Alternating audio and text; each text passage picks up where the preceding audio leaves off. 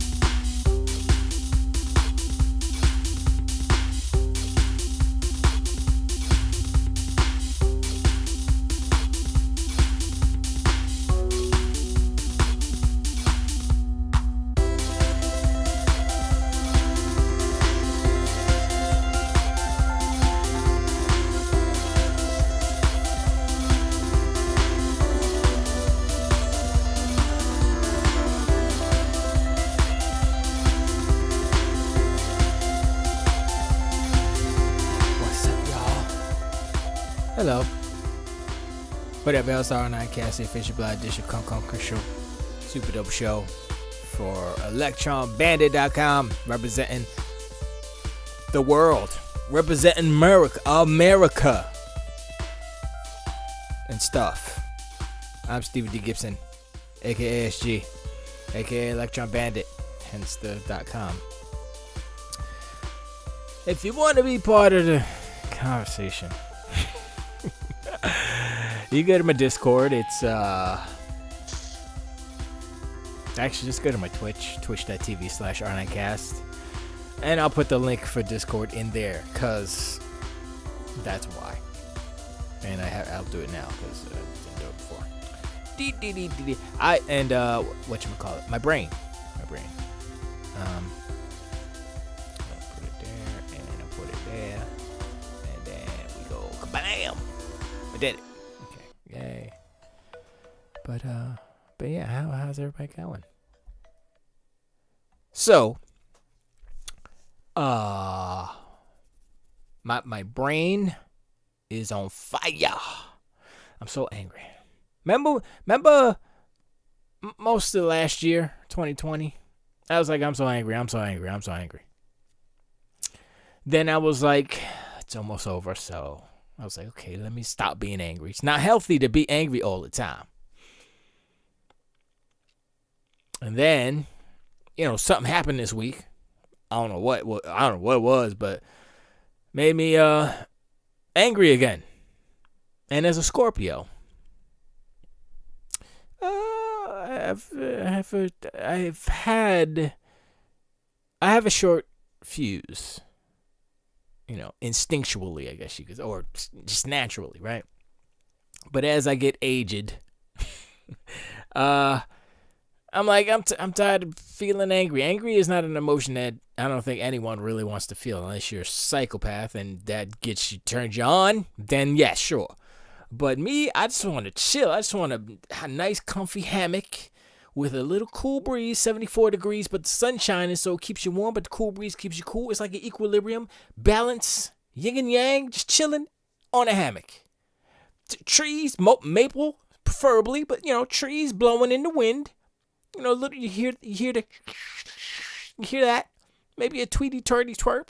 Doesn't matter. I mean, you can have birds. That's not a that's not a deal breaker for me. If it's a little bit more warm, a little glass of pink lemonade on the side, cranberry, little juice, something like that.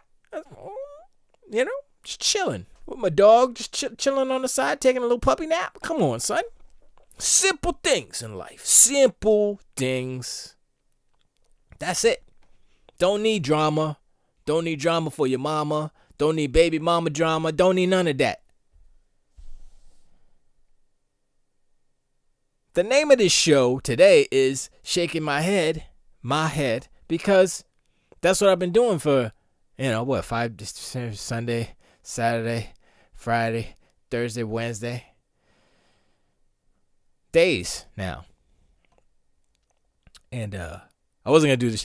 It happened. Okay. Usually, this show is not for, let's talk about this ain't politics show. This ain't religion show. No, this is video game. This is dumb show. This is a show we talk about movies. We talk about how crazy Tenet is and your ears are hurt and bleed. We talk about that stuff. But sometimes something happens and you gotta be like, all right, you know what? For a couple minutes, we're gonna unleash it.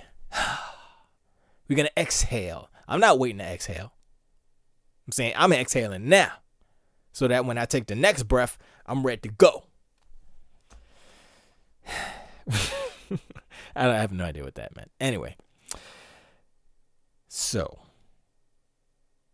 a lot of the times, me and Bridget sit there, we'll watch the news, and she's like, well, I understand that position, and I understand this and that and the third. And I'm like, okay, well, it's good to have an open mind. But sometimes being too empathetic is a bit of a flaw. Meaning that, yes, we're all human. It's a given. But some humans are not as nice. They're not, my folks, my dad, he taught me to treat others as they would treat you. That's a Bible thing, whatever. But, I didn't take it as that because he told me this. He didn't say, the Bible says. He said, listen, how you want me to treat? I'm like, that makes sense, Pop. Okay. And that's what I do, right? I try to do. And some people aren't like that. They're like, yo, I'm superior. I have the more monies. I'm higher in this social ladder society, blah, blah, blah. So you're poo-poo papa poo-poo. Get out of my face. Don't talk to me. I'm above you. And that's America. If y'all didn't know. Of course you knew. But, there's nothing I can say that will make anyone who supports that guy understand, because it's like that's why a lot of the times I was comparing Sony ponies, not fans, not regular people who have common sense, but Sony ponies who are like, Sony, good, give me some more, Jim Ryan, good, that those guys and gals. They just like Trump supporters, son. I was arguing with it, not for real, because I don't take it literally or seriously. But I was arguing with this fool on Twitter, and he was like blah blah blah, Xbox this, Xbox like this and Xbox, and I was like trying to keep up, but I'm rusty and I'm old, and I'm like, I got whatever.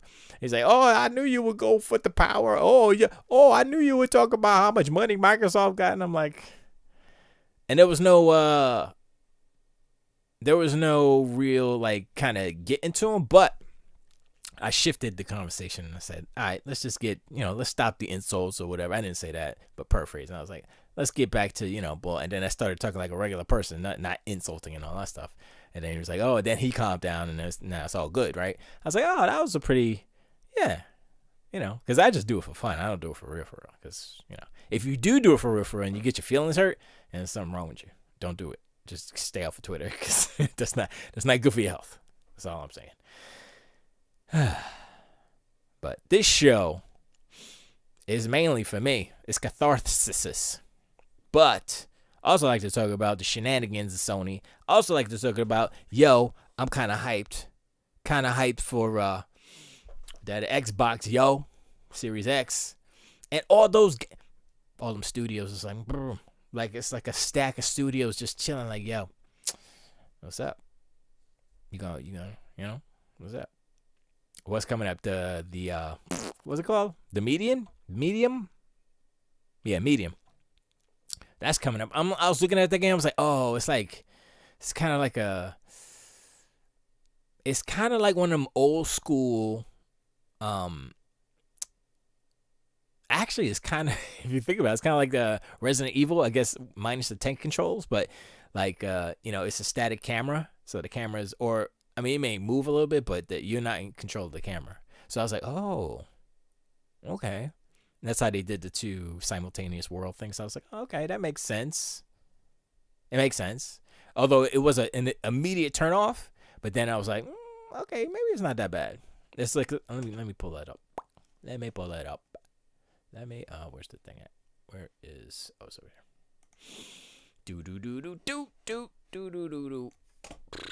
Hopefully I don't, actually I don't care. I was like, hopefully I don't get copyright struck. I don't care. I don't get paid nothing for this. The medium 4K gameplay. Let's do that. Was that it for, where's the actual 14 minutes, I'll do the GameSpot one, because, they be tripping over in other places. That's not even in the middle. Hold on, I gotta fix my thing. There it is. Nope, that's not it. I gotta fix it. There it is. Yep. I wonder why that. Maybe I changed the resolution or something. I don't know. Anyway, you won't hear anything because I think they're talking. I don't know. Does it matter? No. But looking at these graphics, I'm like, all right, they're okay. They're not like, when you see like, oh, it's the first games for the next gen system, because this is a next gen game only. So, like, oh, okay, it's okay. I see some polygons and stuff, but nothing too crazy. that texturing on the ground is a little They could have done some tessellation on that or something, but I'm not that picky. That's not the right words. But I was like, okay. Wait, let me check the is that 4K? No, let's bump this down. I don't need it to be 4K because my screen is not 4K. And I'm only I'm only wow. Broadcasting in 1080 or 1080. But at least I get to see it in 1440. So I'm looking at it, I'm like, okay, some of the textures are a little here and there, but some are good, like the ground texture, the floor, the tiles. I'm like, all right, that's all right. Okay.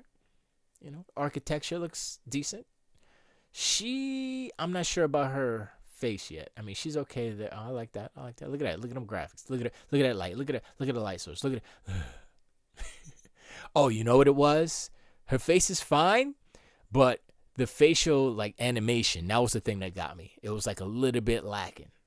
And you know what like Naughty Dog does? They do facial capture and then they go back and they fix stuff. So this looks like it's not even facial capture. It looks like it's hand animated. So I would say the only thing The only like shortcoming of this game so far is the facial animation. Other than that, it's cool. I'm gonna play it. I mean, hopefully. Actually, I don't think I'm gonna have an Xbox by the time this comes out, which is what's today? The 10th. This comes out in like 5 days, I think. So I probably won't have it then. Because I have to. Okay, here's the thing. Let me pause this real quick. Let me pause that. So here's the story. Here's a little tangent, real quick. Take that off. Here's a little tangent. So, I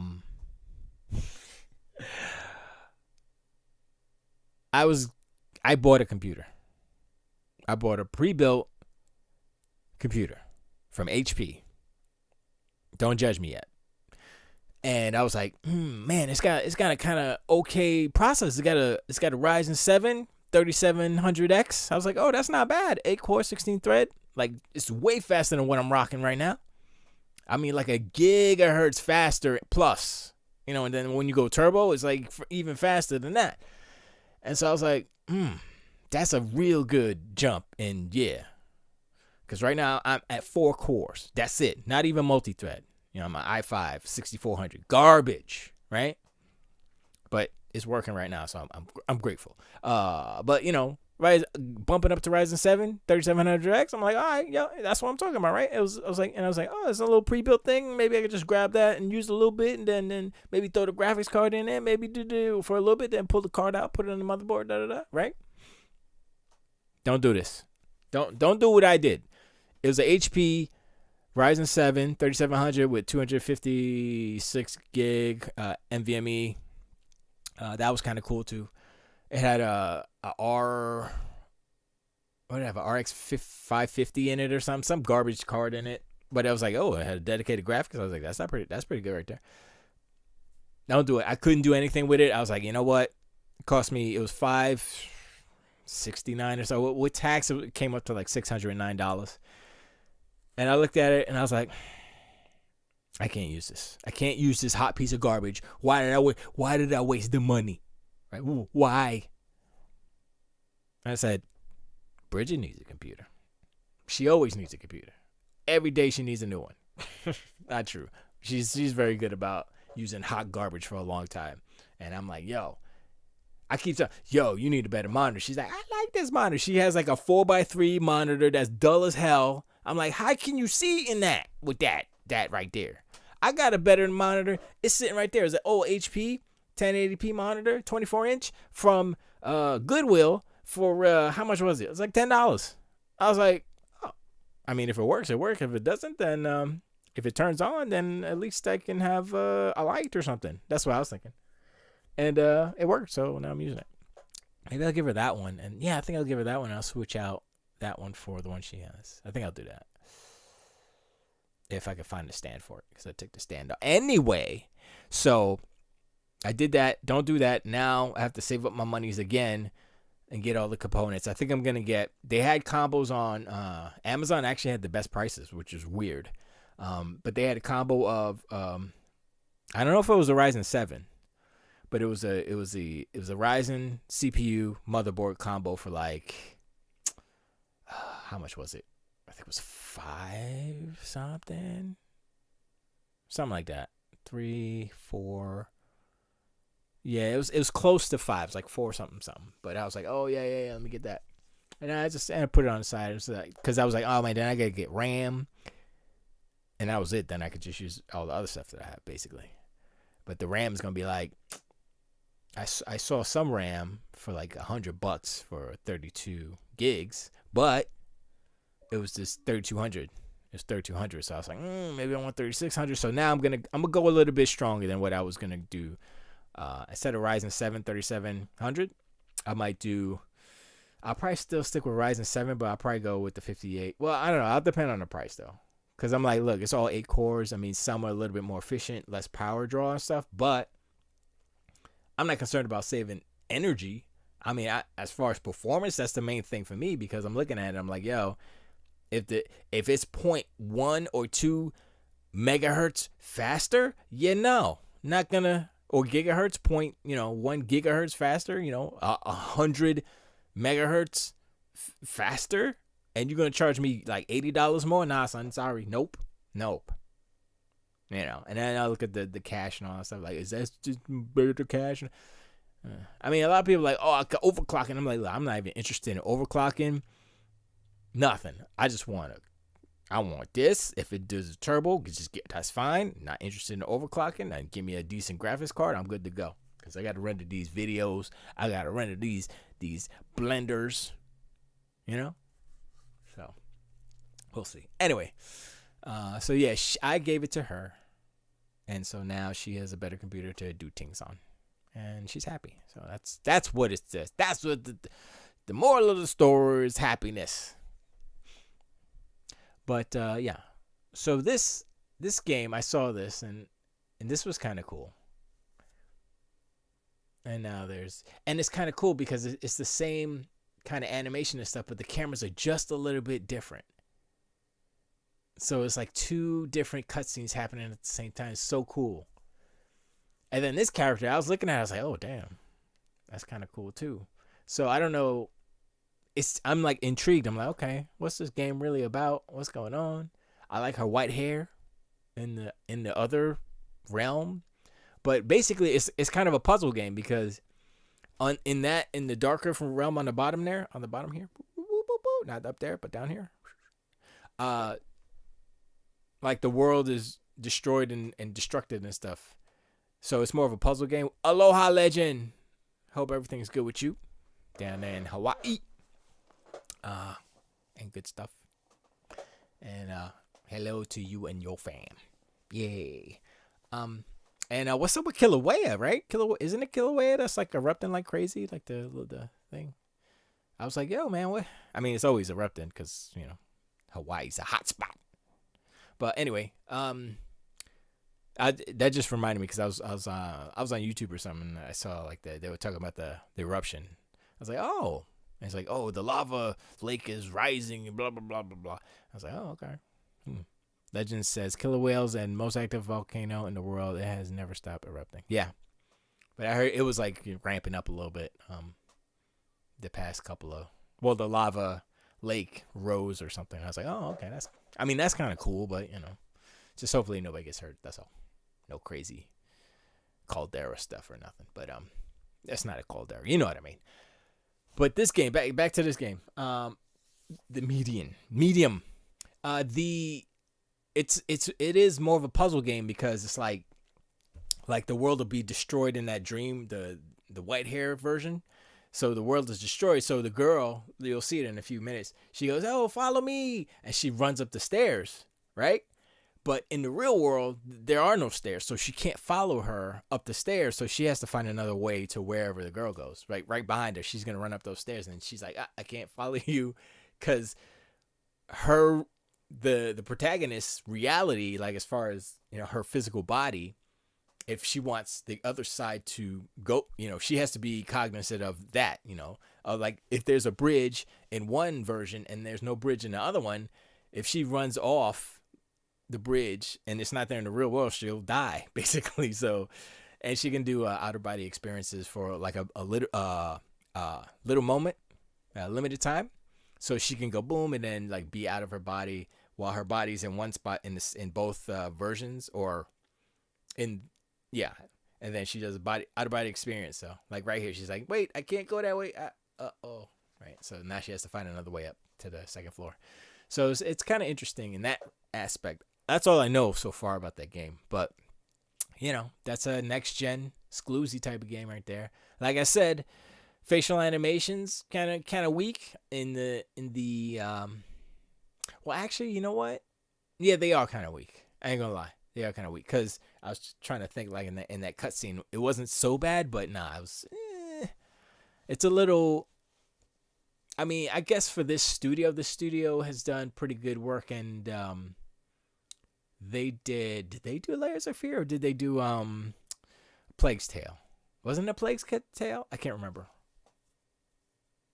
But I know A Plague's Tale didn't have good facial animation, but it was a beautiful game. But like that's the only thing that was wrong with that game, facial animation. So I think a lot like when you look at like Last of Us 2 or God of War 2018 or many of the AAA bangers on Sony side, facial animation on point. Only game that's lacking in that category on the Sony side, I'm going to say it. Horizon Zero Dawn. Facial animation, kind of whack. I'm just saying. I'm not saying it was the worst in the world, but it was kind of plasticky, kind of stiff. Like if you compare the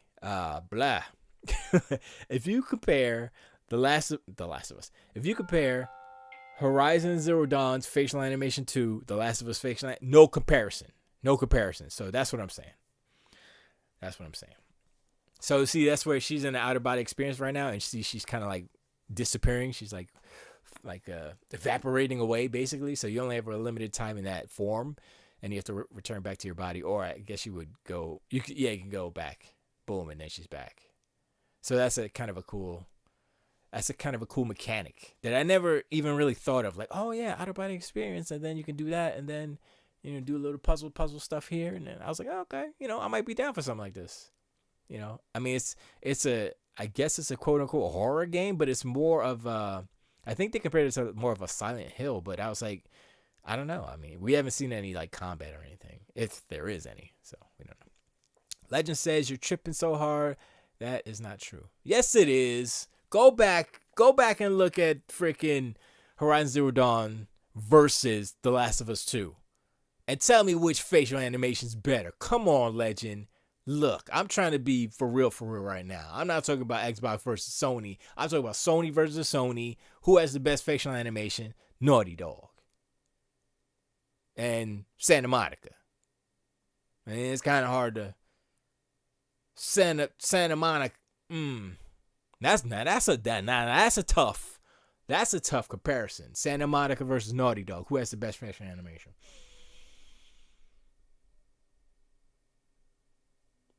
I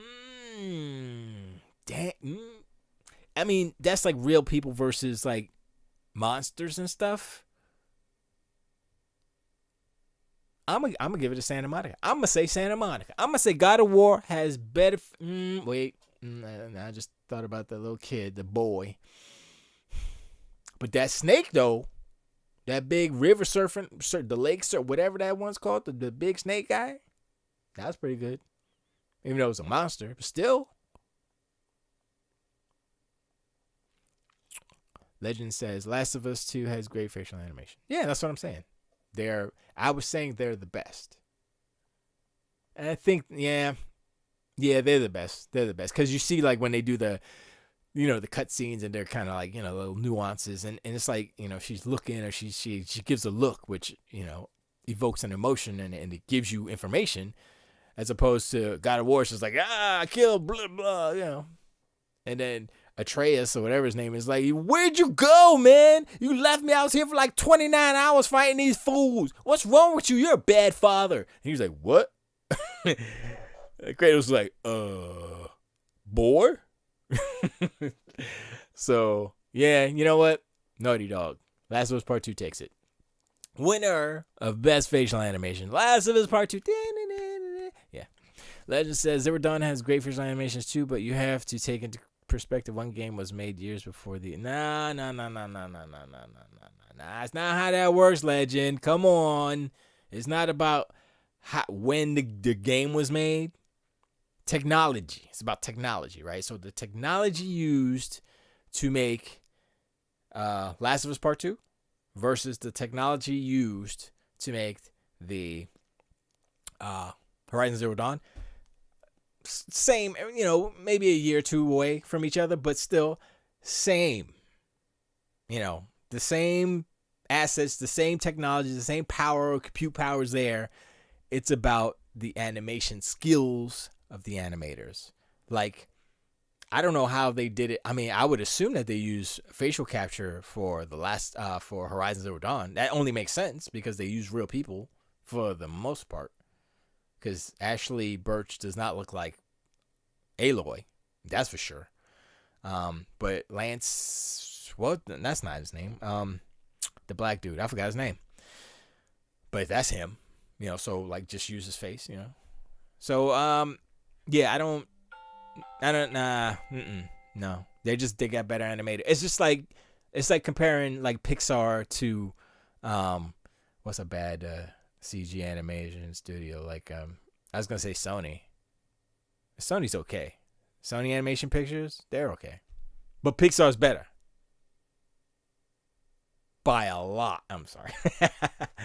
Legend says Zero Dawn was in production almost 5 years before The Last of Us 2. It doesn't matter. That's what I'm saying. It doesn't matter how long or when it was made. It's about the skills and the techniques. So, like, for instance, if The Last of Us Part 2, they definitely used rigs because I saw the behind the scenes. It doesn't make sense for them not to use rigs in a game like that. So they use facial animation capture with the camera on the face like Avatar and all that stuff. Body suits, all that stuff, right? So they get the performance animation, they get the performance capture, facial and audio. I don't know how they did the Horizon Zero Dawn, but I will assume it's the same. But the thing is, here's the most important thing about doing that is that you can't just take the raw data from a performance capture and throw it on a model and say, boom, we're done. It's good. No, you got to go in there. You got to make sure it's good because sometimes them capture devices be messing up and it be broke. And they be like, oh, that's ugly. And they got to go in and fix it and tweak it and do all these things to make it look right. You know, and that's why Naughty Dog's looks better because they were doing hand animated faces before they even did facial capture stuff like that. Like the first Uncharted and stuff like that. I think Uncharted 2 too as well. But I know like the first Uncharted didn't have facial capture stuff. It was just like, hand animated stuff. So when you have a studio that's skilled enough to do hand animated stuff and you throw in the mix facial capture and performance capture, that's nothing. They're like, oh, we got most of the job is done now. We just got to go through all the footage and the files and make sure everything's right, and fix anything that's broke. So, but like I said, it really is skill. It's skill, and I don't think Guerrilla. I mean, that was their first third-person game, right? Of that nature, or open world, but still,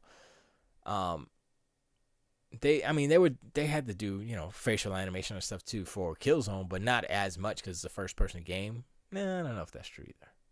But ooh, pretty. All right, let's get out of here. Do. Bye. But yeah, and yeah, but that's. I'm gonna say Naughty Dog for now. Facial animation. As far as like game world / story, I think that is between Horizon Zero Dawn and God of War, and I would say that I think I have a more of interest in the lore of God of War, the Norse stuff that they touched on, as opposed to the post-apocalyptic dino robots, which is cool. But I think, knowing the story of Horizon Zero Dawn, it seemed like it was like, it felt like if they had a game that was called, I don't know, oh shit, I just totally forgot the name of the game. Let me see. I got my Xbox here. Let me see what that game's called. It's called Recore. Like, say if they took Recore and they evolved it, it would have turned into Horizon Zero Dawn, basically, in a different environment. That's what it felt like. It felt like, oh, if Horizon Zero Dawn is like Recore 12, 12 games later, Horizon Zero Dawn, that's what Recore is. Minus the cores, of course. But, oh, maybe there's cores. There's a way to do it. Legend says, I'm not a computer animator. I'm a logistics expert. I cannot speak on the technology involved in making one character look better than another. What I can speak to is the time it takes when one game comes out 3 years after another. There's always an advancement in graphics quality. Let me explain to you, because I do animation, not very well, but I understand how it works and I understand the pipeline. I also do hard surface modeling, trying to work on my humanoid soft surface, organic modeling. That's more hard. Um, besides the music and stuff. So let me break it down. It's not, like I said, it's not about the time and when. Like, yes, if it was the 1970s versus now, of course they can't do the stuff that we could do now. That's technology. But you're talking about the same generation, only years apart. They're using the same APIs to make games on the PlayStation 4, right? They're still using the same APIs. That's why the games are banging right now. So you can't say, oh, they had better API. No, they had the same tool set. It's the Sony companies, both companies, Sony companies. They're using different engines, but still, that shouldn't matter because usually they'll use Maya, they'll use 3D Max. Some people use Blender. They won't in the industry because they just want to pay for it, whatever. But the advancement in graphics quality, we're not talking about graphics quality, we're talking about animation quality. And you don't need to have higher pixels or ray tracing to have better facial animation. And that's what I'm talking about. I'm talking about not having stiff ass faces. There was nothing wrong with the graphics on Horizon Zero Dawn. It's a beautiful game. The foliage, I'm going to say this. The foliage in the last Horizon Zero Dawn, better than anything Naughty Dog has done. Way better. Even Last of Us 2, there's some pretty good ferns and stuff when she was creeping around in the woods and stuff. Pretty good. But the Horizon Zero Dawn, better foliage. So, like I'm saying, maybe their environmental artist was better on Horizon Zero Dawn versus Last of Us Part 2. Like I said, artists. It's about the art, the skill. If you got somebody who can't draw working on your game versus somebody who can draw working on your game, this game's going to be better. It's going to look better. Now, this game might play better because they got a better programmer, a better, physics in their engine, but this game's going to look better because they have a better artist. And that's what I'm talking about. It's about the art. It's about the skill of the animator. It's very important. Animation's hard. That's why I don't do it a lot. It's so hard. I'm like, I don't understand how you do these animations. I understand how you do it, but my problem is that I suck at consistency. That's why I'm going CG, because I could just make a model, and now I'm at the point where I'm making models and I'm getting them done, but now I have to figure out how to rig them and weight paint them so that they animate at the right spots, and there's a whole bunch of steps involved, and I'm like, ugh. And when I'm thinking about that, I'm like, okay, I look at a face rig on a model, like they just have some default ones, and I was like, oh, there's like mad bones. Okay, so the bones are what move the different parts of the faces, right? Bones are bones, but you can assign any type of bones to, whatever to make your animation, extra, so you can have eyebrow, you got little nostril bones and, eyeball. Of course you have eyeball bones, lips, tongue, all that stuff, little cheek stuff, smiles, all that stuff, many, many bones in the head. And I was looking at that, I was like, yeah, that's not me right now. I'm just trying to get dude to walk. I can't even do that.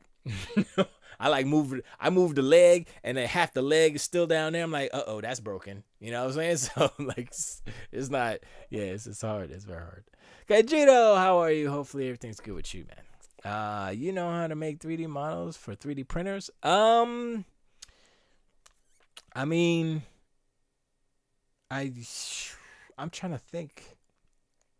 I think you can export a model from Blender to put it. It's just a different file format. That's all it is, Kajudo. So, I could say yes, but I've never done it because I don't have a 3D printer. But I gotta look into that. Because like I said, it's just a file format. So you'd be like, I got the model, and you go boop, and you spit it out. I guess it matters not the resolution, but the how many vertices you have and stuff inside the model. I guess it can't be too high poly. But I guess if you convert it, I would assume it would adjust to whatever.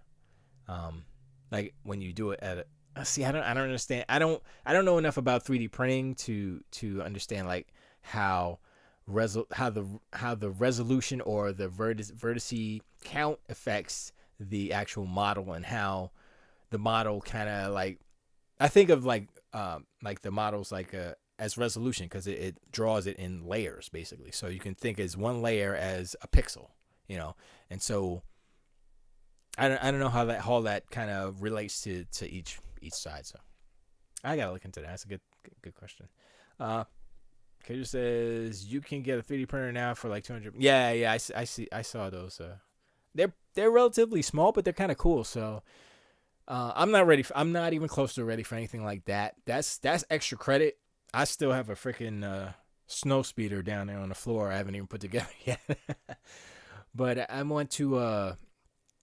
I got to remodel my whole studio here. I'm gonna paint some walls. I'm gonna paint this back wall because right now I just have a green screen hanging from the ceiling because I'm crazy, and I wanna paint the wall so I don't need it. I don't need the green screen, and I'm gonna paint it green. And also I was gonna extend my studio that way, my bungalow, add to the building, so I can change the. I was gonna do a lot of stuff, but whatever.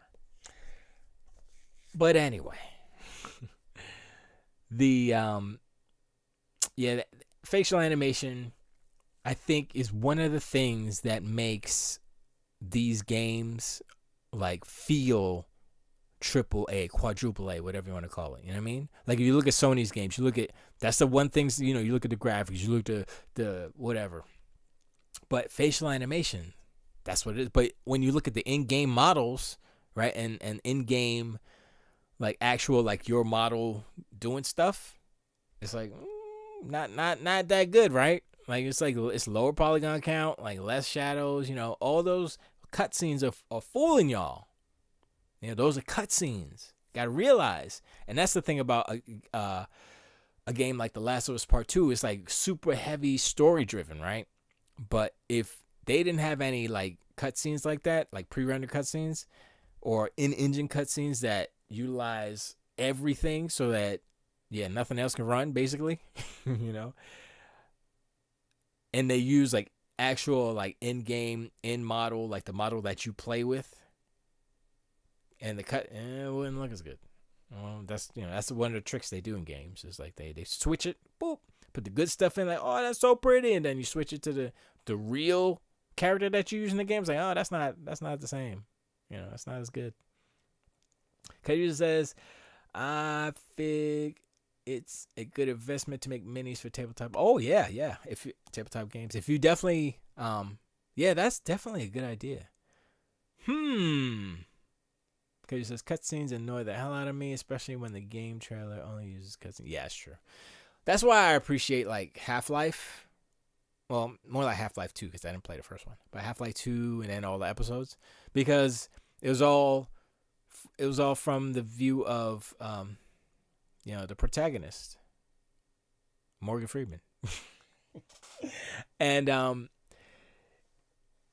it was all, that was like truly in-game, like the cutscenes were in-game. They didn't switch to like some cinematic render type of thing. It was like, you're looking through the camera that you're still controlling. That's the cutscene. And maybe they would cut, sometimes, but it never seemed like it was like, oh, that's like pre-rendered or that's like, it's in-engine, but it's like special. They did some special stuff to it to make it look way better than the rest of the game, That's why I give props to Half-Life 2. But, I mean, like, it's like, and then you go, like, games like Spider-Man, where they have QTEs, or, Shenmue was the original QTE game. You look at those, and you're like, and that's kind of like halfway in between, where it's like a cutscene. It's more like Dragon's Lair or Space Ace. It's like a cutscene, but with the button prompts is interactive, but you're not controlling anything. So, I mean, it is in the engine and part of the game, but it's when they take control of the camera and you have no control. Now they can, they have control over everything: lighting, position, explosions, objects in the scene, so they could push it to the metal. And that's why they usually look really good. Like, oh, these freaking cutscenes these QTEs are awesome. But that's not the. I mean, let me take that back. That's not the case. They're just good at it. Because I finally got Red Dead 2, and it has some of the best cutscenes I've seen in a game. Spider-Man cutscenes are annoying and don't fit the game, in my opinion. They don't? I mean, I've seen them. You know what? I think, now that I think about it, I think the problem with Spider-Man, the problem with how Insomniac is handling Spider-Man, and it's not their fault, it's just they really don't have any other choice, is that they have to change the look of every character, right? So the Insomniac Spider-Verse is separate from every other Spider-Verse that exists. So Peter Parker looks different. And now Peter Parker looks different again. Come on, son. Doc Ock looks different. He doesn't have the bowl cut. Come on, son. At least make him look halfway like Alfred Molina or something. Come on, son. You know, Miles don't look like Miles. They literally had... Well, okay. So they came up with the Miles first. Wait, Spider-Verse? Into the Spider-Verse came out before Spider-Man?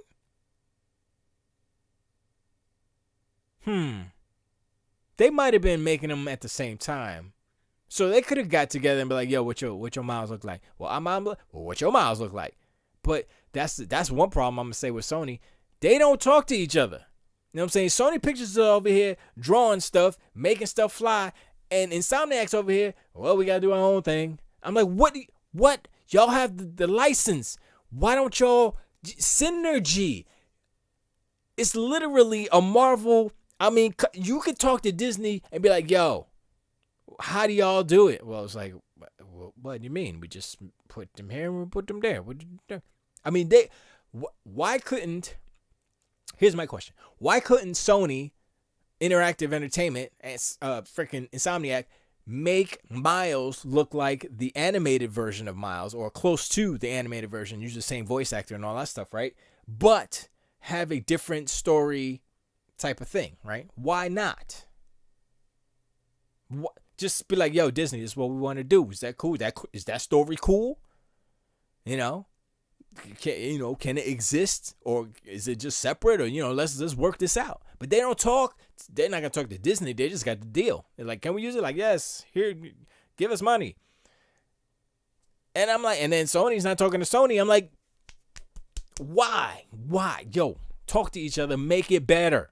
That's my main problem, man. I don't know what they're doing, man. Legend says, what are you talking about? The comic generation to comic generation, Spider-Man and the band of characters look different. I'm not talking about that. I'm talking about now. 2 Spider-Man projects, 2 Miles Moraleses exist at the same time in existence in animated form, in computer pixel form, and they're totally different. So they added an extra verse, an extra Miles that I don't think they needed to do. They needed to be smart. Look what Disney, look what Favreau and Filoni is doing with Star Wars, with they're killing it. They're like, yo, we like Star Wars, and I mean, we're okay at that Star Wars stuff, so let's do it. And then Luke Skywalker, spoilers, Luke Skywalker comes through and like saying so, and I'm like, yo, you just saved Star Wars. How did you do that? How did you? Because they took stuff, irregardless of what Ryan Johnson did. Regardless of what Ryan Johnson did, Filoni and Favreau saving Star Wars. How is that even possible? They did it. So me seeing Favreau took an obscure character like Iron Man, like who likes Iron Man? Who wants to? Who? Nobody. Iron Man's a drunk. Who cares? And now everybody loves Iron Man. How did he do that? Why can't Sony? Well, I mean, I guess there's many reasons why Sony can't do that. Sony's been struggling to make anything good as far as movies. They got Spider-Man because Lord and Miller, but Venom, I mean, what's whatchamacallit gonna be like? Freaking the living vampire, Morbius. What's that gonna be like? I'm like, I got zero. I have zero anything about freaking Morbius. It just says I'm on Mando 6, LOL. Well, don't worry about it. I may have said some things, but you have to see it. You seeing what happens, it's just like it's like a ballet of yummy. It's like, oh, I remember what Star Wars was. Thank you, Dave Filoni. Thank you, Favreau. You're my favorite. Yo, The Mandalorian is so good that it has literally erased from my memory those last 3 movies. Like Ray Who. That's what I'm talking about. It's like you're getting that. I think once they do another Star Wars movie, they're gonna mock it up, mess it up. They barely got away with the last 3 movies. Hopefully now they are out of the Luke era. They can do original Star Wars stuff.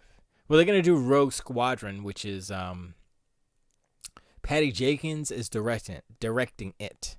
Hopefully she doesn't write it because she wrote Wonder Woman and everybody hates Wonder Woman. But Kaijudo, I know you like it, but I watched so many things about Wonder Woman.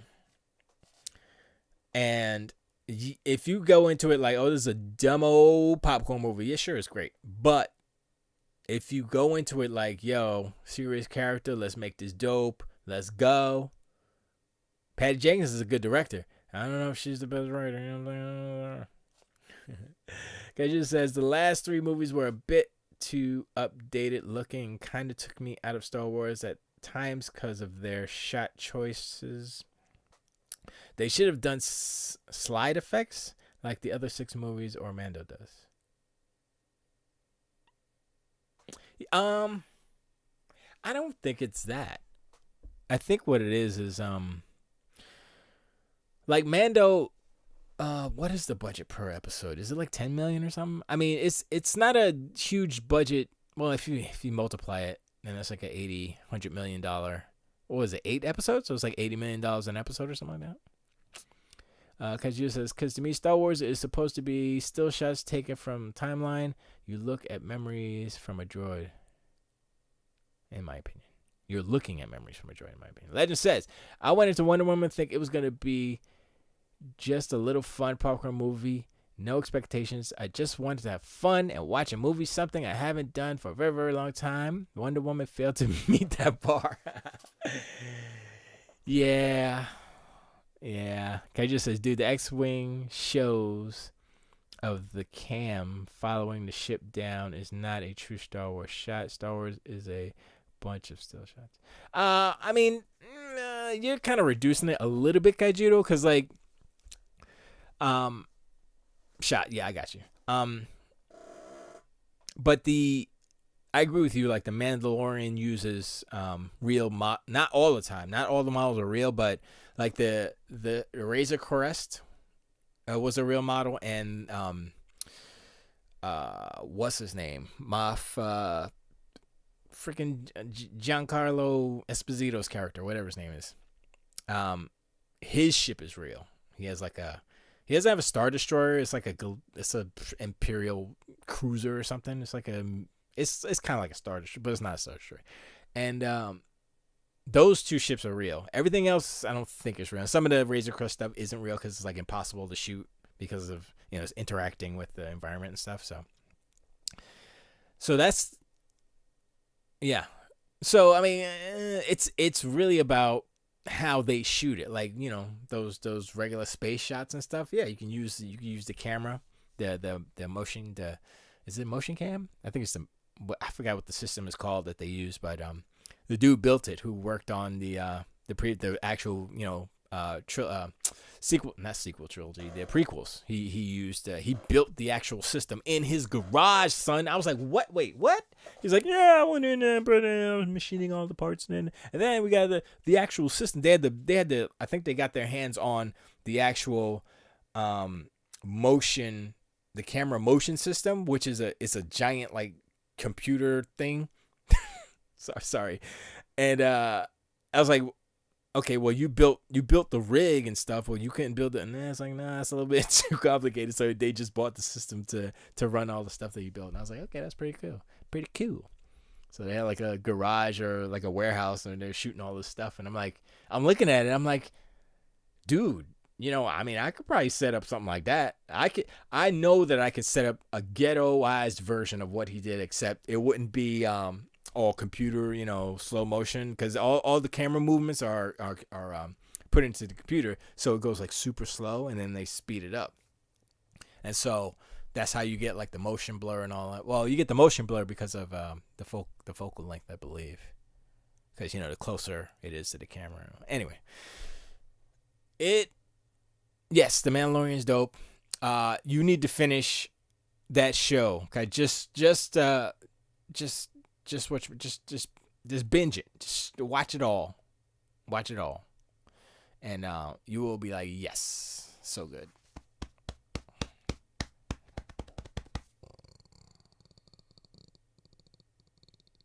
How's it going? Thank you. Excuse me.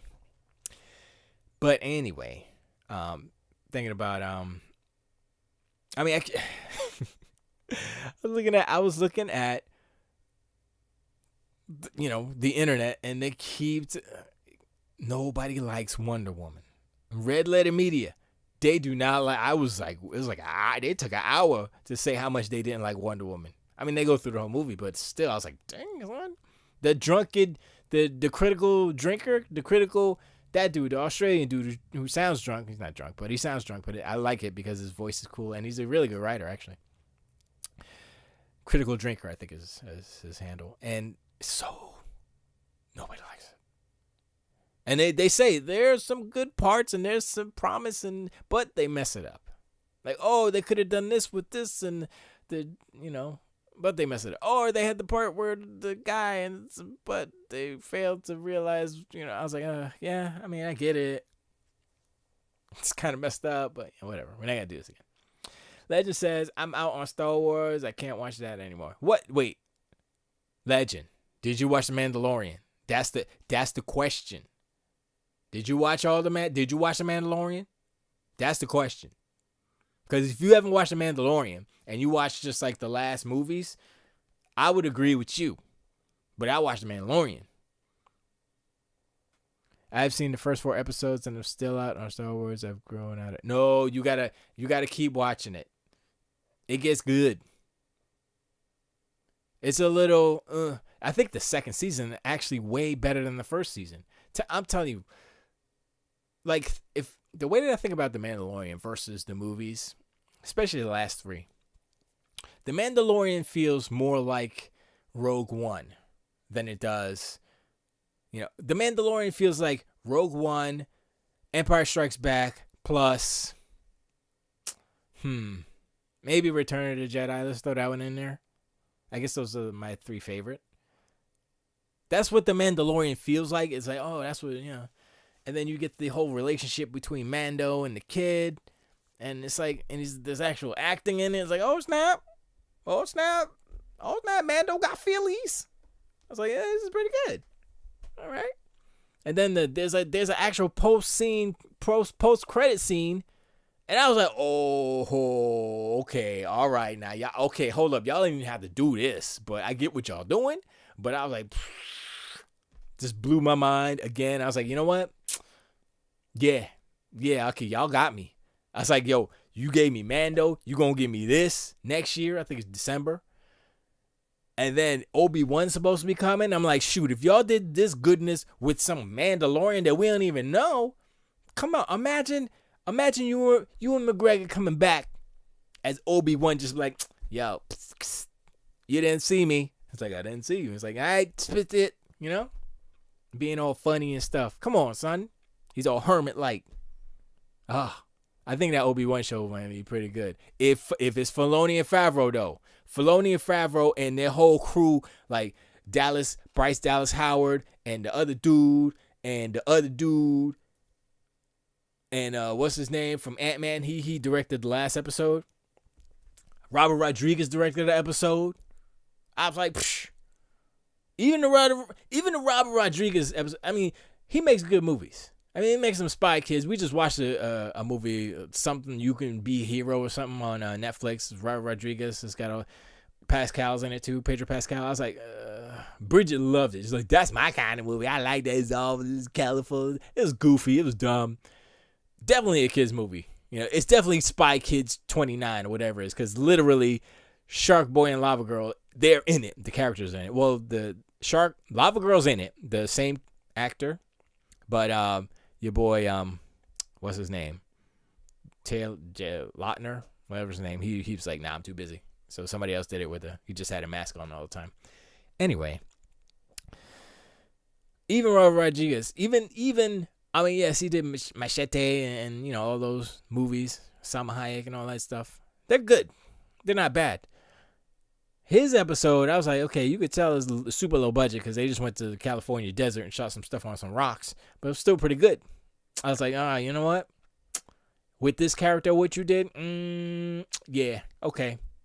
All right. Yep. Legend says, I feel like Star Wars has been eaten whole by its fan service. It has forgotten how to make a compelling story by throwing in constant throwbacks. I can see that. But I would give Mando a pass only because of when it takes place, and that is 5 years after Return of the Jedi.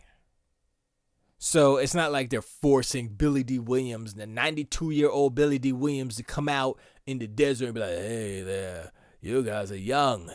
You better go and get the Dark Pyramid Sith Finder thing. Here it is. All right, Ray. Colt 45. I don't know. So, you know, I'm look, I see what you're saying, Legend, but it's still good, and it still reminds me that some people can actually make good stuff with characters I care. I care about Mando right now. I care about Grogu. Wow, I care about Grogu. Not really, but he's cute. Whatever. Who do I care about? Besides Ahsoka, she's all right. I think Rosario Dawson did a pretty good job with Ahsoka. Even though I have no context, I seen like Clone Wars, the first one, barely, and she wasn't even in that actually, the movie. So I just knew that she was Anakin's Padawan. That's all I knew.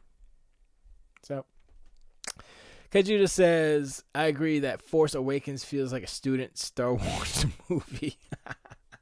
So much fan service and an awful movie. Yes. Only one I don't like, the last J part with Rey was dope AF though. Which one is that?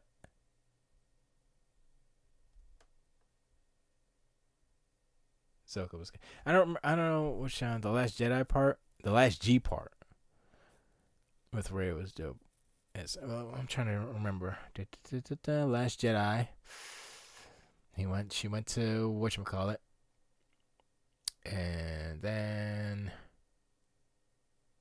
the one funny part on The Last Jedi was when she was like Luke told her to sit on the rock and feel the Force and all that stuff, and he took the leaf and he was touching her hand and stuff.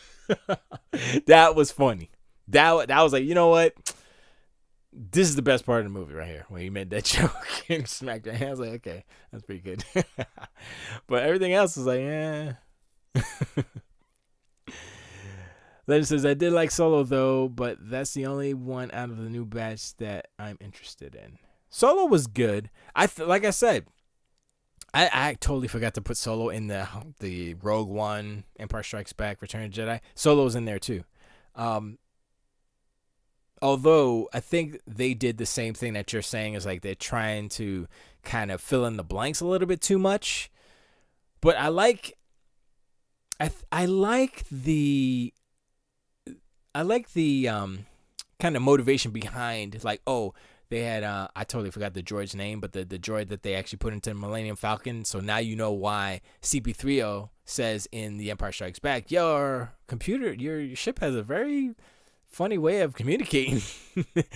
And it's like, oh, Han Solo knows that the ship is basically a droid, and that adds to that alone, that kind of detail adds to the kind of allure of the actual ship itself and the whole overall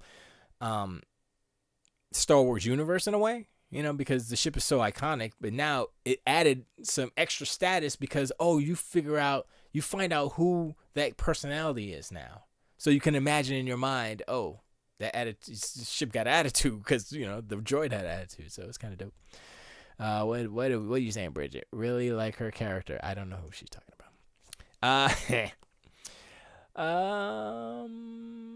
Let me see. Kajudo says, no, I'm just saying Force Awakens. When Rey gets the lightsaber, I love that scene. Oh yeah, that was good. I agree with that.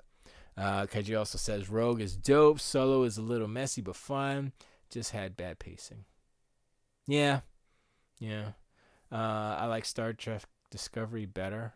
I watched a few episodes of that. It's not bad, but it's a lot of people are saying that Star Trek Discovery is not really Star Trek because it's too actiony and all that stuff or whatever, or how it's shot, or because it's in the Kelvin universe or whatever. I'm like, whatever.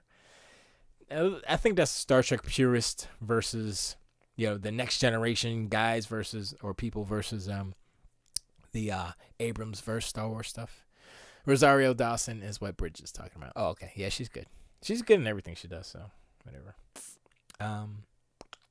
Judo says, I didn't like the brownish color of the movie either. It took me out of Star Wars. Which one? Solo? Solo wasn't brown. The brown lighting is whole to me. I mean, I understand what you're saying. It was basically I was looking at it behind the scenes and the director of photography, the guy who's in charge of lighting the scenes, said, I'm paraphrasing, but basically they wanted to use nothing but natural light. And that's why the movie is so kind of dingy and dark. They didn't have that movie like the Abrams movies. They're lit a certain way because they got a key light and they got a bounce light and they got a light on the side with the back, the halo light and all that stuff to make you look like a star. Hey, but on Solo they were like, yo, this outside, boom, there's the light. And I can appreciate that because it's like there's like a clean. It feels like it's kind of like how the Mandalorian looks because they're in the volume a lot of the time, and that's the volume is lighting, the scene. They don't have any extra lights per se because they can't, because that would show up in his armor. That's the whole purpose of the volume, is that they can show the reflections of the environment in his armor and not see like people and stuff. Like a guy with jeans standing on the side, stuff like that. Carl Weathers, come on, son, be a better director. Anyway. Legend says, Star Trek Discovery, they're definitely on a different script, but it's the Federation only real warship. Oh, it's the Federation's only real warship. The Discovery. Oh, I didn't realize the Discovery was a warship. But I never, like I said, I think I saw one episode and I was like,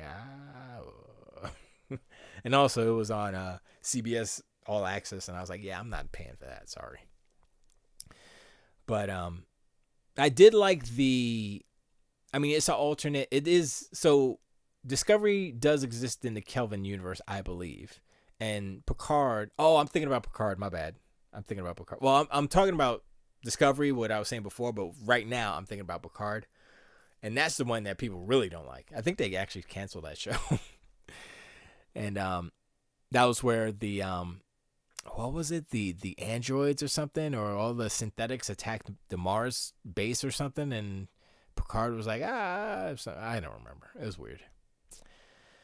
So I think the problem that people are having with the new Star Trek stuff is that it's not as intellectual as like the previous shows were, like in like the Next Generation or even Deep Space Nine. It's like action and kung fu and stuff. Kung fu, martial arts. So I think I think that's what a lot of people are having problems with, is that it's not more of a kind of game of chess. It's more like dodgeball or something. I don't know. Legend said, I never watched Star Trek Picard. You should watch it. It's interesting. I don't think it's as good as Discovery, just by the limited stuff I've seen. I think I've seen 1 or 2 episodes of Picard, and I've seen at least one of Discovery. And Discovery. I'm leaning more towards Discovery, only because Picard is a little, it's a little weird. It's a little weird. There's a lot of racial stuff in it with the Romulans, and I'm not I'm not in the mood for that type of stuff. Okay, Jesus says, I would love for the next Star Wars film to have a black family. I hate just seeing one black dude per Star Wars film TV show. I never thought of that. Well, look, Mandalorian, he's not black or white. He's Hispanic. It's Pedro. I don't even know where he's from. I think it's Argentina. I don't actually know where he's from, but okay, it just says episode 1 through 3, Mace. Episode 6, 4 to 6. Episode 4 to 6, Lando. Yeah. Episode 7 through 9, Finn. Mando, Paul Winfield. We're trying to think. Rogue One had, what's his name? He's Latino. What's his name again? He did Andor. Whatever his freaking, I don't remember his name. I don't know how that show's gonna be. I didn't really actually like his character in the Rogue One. I was like, but I think they can make it okay. Bridget says the new Star Trek was free on TV for a while. Yeah, and I still don't watch it because it's hot garbage. Come on, son. Mandalorian destroys Star Trek, anything right now. You talking about TV shows. Mandalorian is a TV show. Star Trek, a TV show. Mandalorian is killing it. Star Trek is like, no, not good. And I like Mando because it's both kind of a serialized, like a whatchamacallit, freak of the week, or procedural, and at the same time it has a story, a main through story through the whole thing. So each episode is like its own contained little story, plus the overarching, Grogu stuff. I was like, they killed it. They did. I was like, anything that Favreau and Filoni do, I'm in. Give it to me. Y'all did that? Okay, let's go. That's it. They just did it. They Rogue had Forrest Whitaker. Yeah, they did have him, didn't they? But in the last Skywalker, the first Skywalker, the Skywalker Returns. What the hell was that last one called? It doesn't matter. They had another black. They had 3 black people in that one. They had Lando and Finn and Homegirl with the space horses. Shoot, they increasing their quota. That's all I'm saying. Now I keep seeing stuff about the Civil War at Disney. In the Star Wars camps, where it's Filoni and Favreau versus Kennedy, and Kennedy was in charge of the Star Wars, the last Star Wars movies, right? And Favreau and Filoni are making Mando and all the TV shows, and I think they might have a movie too. And Favreau and Filoni are winning right now, as far as reception. Freaking, the servers crashed on that last episode of The Mandalorian because everybody was like, I gotta watch it. They crashed the Disney servers. Come on, son. Never happened before. Anyway, Legend says, I don't like The Mandalorian because I don't like Westerns. It has nothing to do with the quality of the show. I'm not too big of a fan of Star Wars right now. And then if they come out with a Western that makes me double out, I give it a try. And I just wasn't feeling okay. I mean, I don't like Westerns either. I really don't like Westerns. I'm like, ugh. That's why I stopped playing, as good as the game is, I stopped playing Red Dead Redemption 2. Because I was like, this is a good game. I can recognize that, but I just don't feel like being in this world right now. Sorry. Nope. Give me some. And the thing about The Mandalorian, and I'll equate it to Logan, because Logan is basically a Western, but it's not, because it has that like kind of loner. Oh, it's kind of like it has the DNA of a Western, but it brings it and it relates it to something that I'm more comfortable and more malleable to. That's not the right word. I'm just more open to watching something that's, present day, but still kind of touches on some of the themes and some of the strings of Western movies, but not being like cling cling, but the dusty like no. Although they did that in one episode of The Mandalorian, but it was crazy dope. And I'm gonna spoil it right now. They fought a crate dragon, and I was like, yup. It was like Tremors and Star Wars, but if the Tremors worm was real big. I was like, yeah, that's how you do a Western.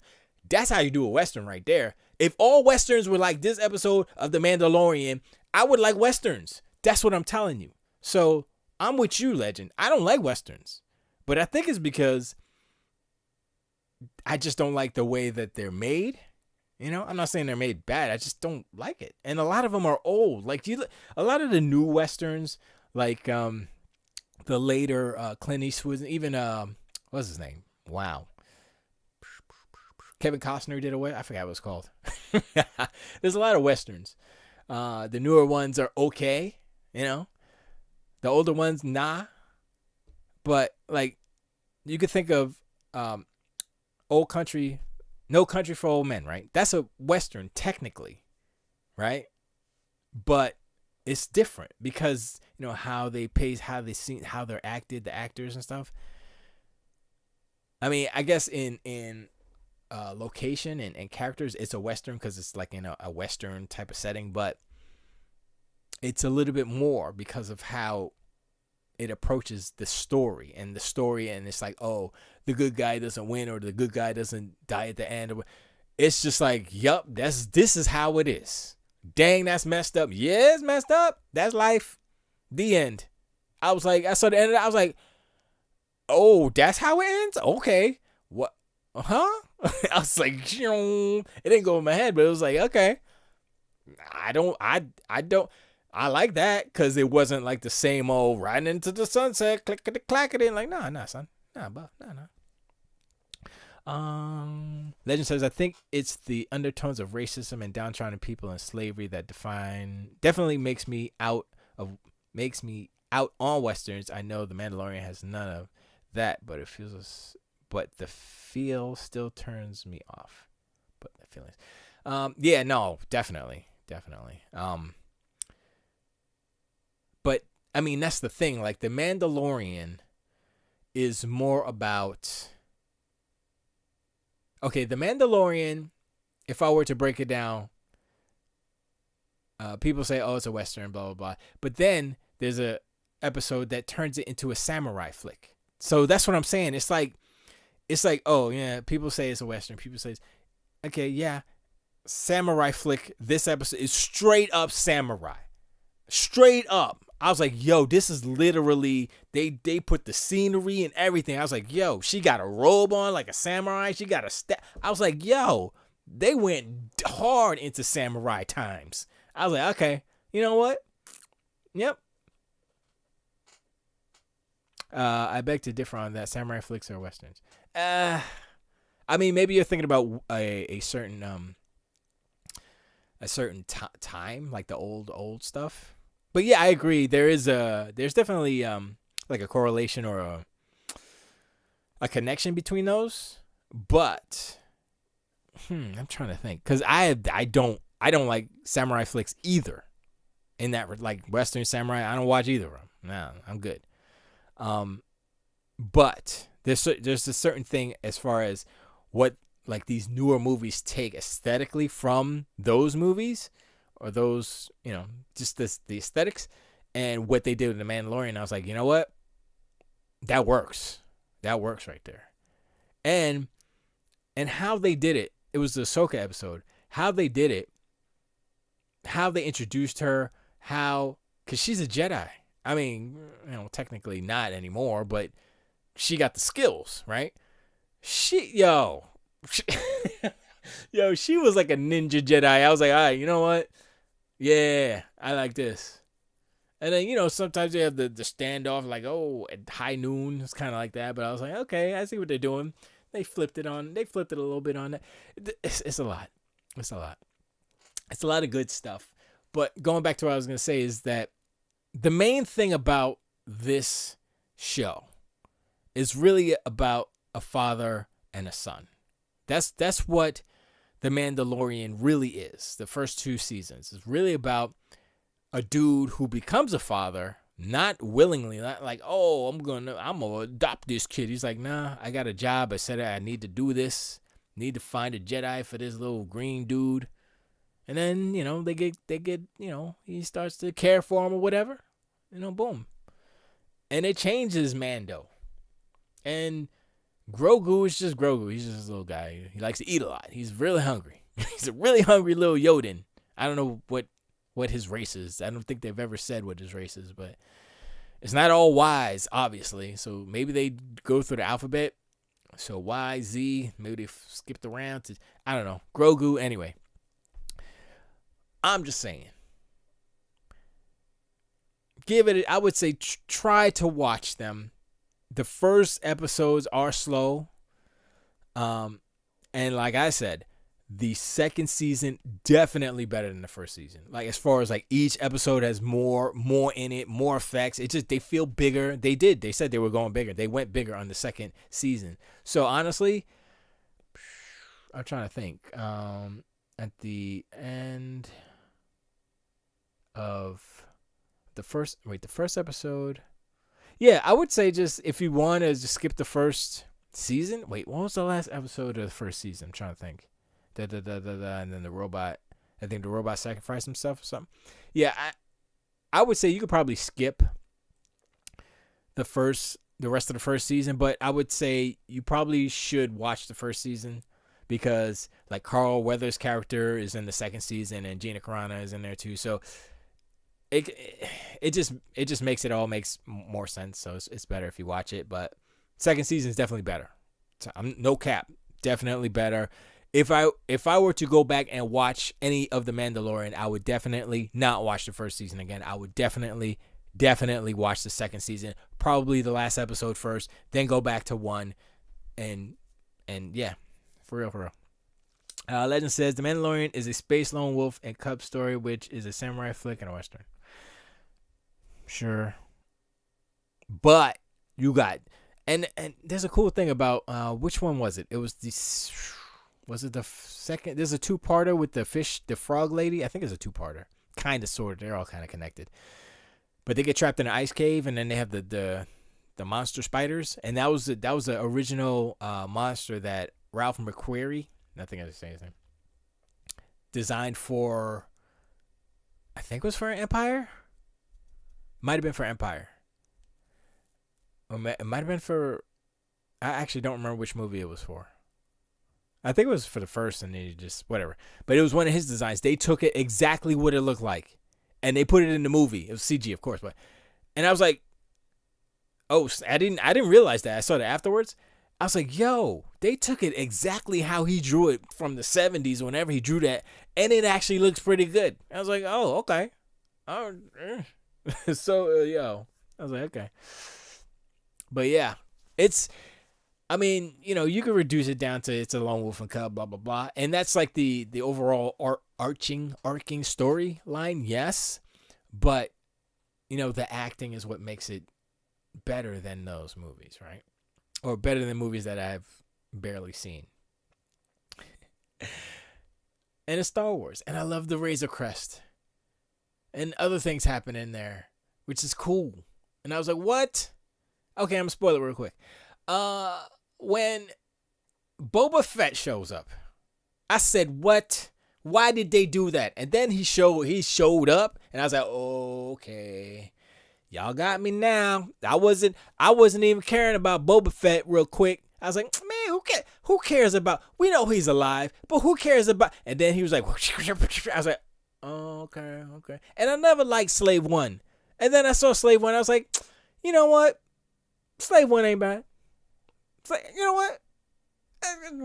And then they brought back something from Attack of the Clones that was like one of the best parts of Attack of the Clones. And I was like, oh, I totally forgot that he had that weapon on his ship. And he used it. And I was like, oh, yeah, that's right. Yo, I can't believe that these two dudes could come through and make Star Wars better or relevant after the destruction that it's fallen into. So it's good.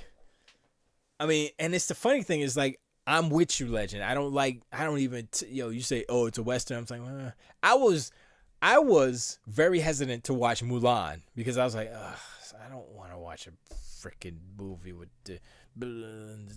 I don't care. It's basically a samurai movie with armies. I was like, I don't want to watch this. It was okay. It's Mulan. I seen the animated one before, and I was like, okay, whatever. That's kind of like, oh, this is the setting, samurai. But then it's more than that, right? So think about it that way. And yeah, and the thing is like, yeah, it has those things, right? It has the like you say, the lone wolf and cub, or is the Western flavors and stuff, right? And I hate those things on their face and on the surface, but then how they implement it, and they say, okay, it's a Western. I'm not hating this yet. Oh, what else you got? So it's I'm curious. The Book of Mando, the Book of Boba Fett is an interesting prospect to me. So I will see about that. I'm gonna see about that. See if it's all good and stuff. But we'll see. Anyway, I'm trying to forget this week. No, I'm sorry. That was the wrong thing that I just said. I'm not trying to forget this week because we can't forget this week. But I am definitely trying not to let my anger bubble over because of what happened this week. I'll say that. And talking about Star Wars, Star Trek, and Star Wars with you guys makes it so much better. Thank you. Also, video games, right? So, I have been playing, what have I been playing? Let's go up here. Oh, I've been playing Alice Madness Returns, a 360 game, Xbox 360 game on my Xbox One, because why not? It's an Unreal Engine game, Unreal Engine 3, I believe. Or 2. I think it's 3. It might be 2, actually. I think it's 3. And the thing that I'm starting to realize with Unreal Engine games is that they all share a common DNA as far as, aesthetics and stuff, but you have to realize that they all work the same, right? So I remember there was a thing about it was Mass Effect that brought the first Mass Effect used Unreal Engine, right? And the main thing about that was that the pop-in, right? It was like there was like a whole bunch of pop-in, texture pop-in and stuff, right? And the first Gears had it too. And it's something they've worked on throughout the years that it's gotten better. But Alice Madness Returns, which is the sequel to, is it a sequel? I think it is the second game in the Alice series, because America McGee made Alice. I don't remember what it's called. I don't know if it's Alice in Wonderland, but he did an Alice game, America McGee. And I never played that one. I was like, oh man, I gotta play that, but I never played it. But this one, he didn't make this one, but EA made the sequel. So this is a pretty good game. Although it has, let me load it real quick. See if it actually loads. I'll switch this screen. Let's switch this screen and we will turn it on. There you go. So Alice Returns is like it's Alice in Wonderland except nightmare version. Look at that. Ooh, look at them graphics, boy. Ooh. Look at that. PlayStation 5 can't do that. Why would you want to do that? Yeah, can you play Alice Madness Returns on PlayStation 5? EA. Ooh, that's loud. Oh, that's coming through the speakers. I guess I'll leave that. Yeah, I'll leave that. So all the characters are like twisted and distorted and steampunk and gears hanging out of their face and stuff. It's real weird. Oh, wow, that's how it does it now? Okay. The music's pretty good too. But I'm not gonna pump the sound in because I don't wanna cause no problems. But yo, look at that hair, son. When did this come out? Let me look. Let's see when this came out. Here we go. I should have just looked at the thing, but Alice Madness Returns video game. Oh, I guess it is on PlayStation 4. Cool. It is June of 14th, 2011. Oh, I guess American McGee did design that one. I thought he didn't do that second one. Oh, it was just Alice. The first one was just called Alice. Okay, anyway, psychological horror hack and slash. Yeah, basically that's what it is. But that hair. This is 2011. This is like 10 years ago. Unreal Engine was killing it with the hair. Now, that being said, it's not each strand. You could tell. You could tell. I can't get I don't have a cursor to go on top of that. But you could tell like the little, like, there's like basically like squares, if you will, with subdivisions in them. And they're like maybe 4 of the strands maybe on one plane. And, they'll just layer those to give that effect. But it's effective. Look at it. Look at how it looks. It looks good. For the time, 10 years ago. Let's continue. It's definitely an older looking game.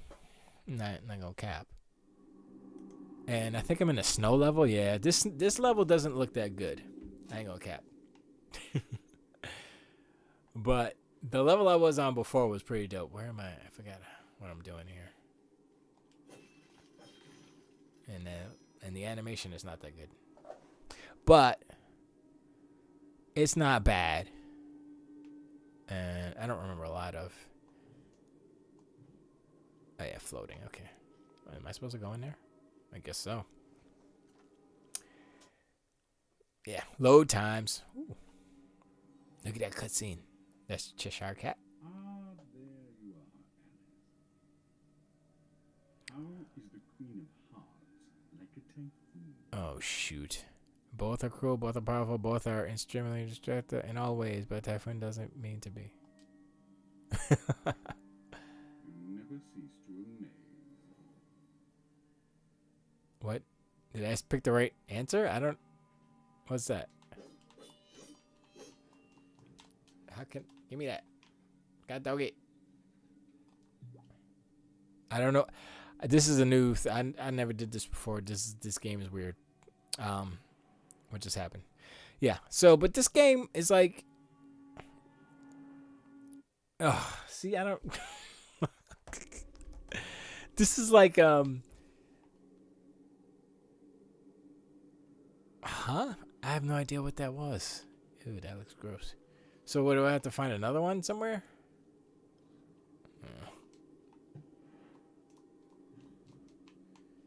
Wee. Oh. Yeah, I mean, but this is an old game. Like I said, 10 years old, and it's an old game, not in that it's old or it looks old. It does, although it doesn't look that bad. But I mean, look at the shadow quality; it's pretty okay. But I think about this game, right, and the age when it came out and stuff, how it's designed. It's a platformer. Kind of a puzzle game, hack and slasher, definitely. And I think about the games that are coming out now, right? I think about like Ratchet and Clank. What kind of game is that? Is it a platformer? Is it it's a shooty type? It's more in line with these type of games than it is of the newer third person behind the back story driven games. You know what I mean? And so I think about that. I look at like what Sony's putting out. They're putting out a lot of narrative driven stuff, which is cool, you know.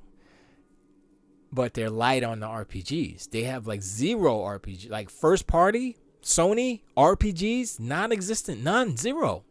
And there's a huge population of people who like RPGs. I like RPGs. Not every RPG. I'm not. Phantasy Star was my jam, but Phantasy Star Online, I'm like, I played it a little bit, but I was like, this ain't it for me. Phantasy Star 2 was my jam, but I liked the first one because the dungeons were kind of dope for Sega Master System.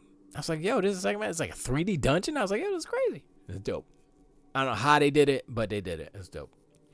But looking at these games, I don't even know what's okay. Looking at these, is there something over there? I can't tell. Looking at these games and wondering, whoops, I almost missed that one.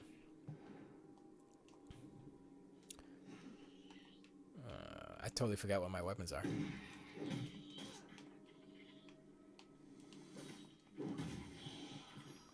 And this is and I totally forgot what to do in here. Nope. Oh my gosh. Oh, I gotta. Yeah, there you go. Heal up. That's my heal up place. But anyway, I think about that, and I look at these games, and I'm like, okay, the evolution of video games or whatever, like, where's it going to go now? Are they going to harken back to older games in a way? Or games like this, just too old, and they don't care anymore? Oh, almost missed that. So, you know, that's why I play some of these older games sometimes, because it's kind of like a history lesson, kind of, sort of, but not really. What's over there? Is there anything over there? I don't think I can fall off. Oh, I think I can fall off, actually. But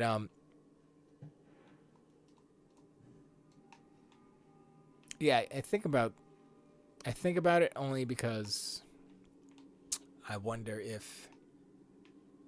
where, you know, where we're gonna get, where the next you know, thing is gonna be. You look at battle royales, you look at just all the different type of genres, the genres, and like this used to be what video games was. You know what I mean? But not anymore. Wait. Why can't I?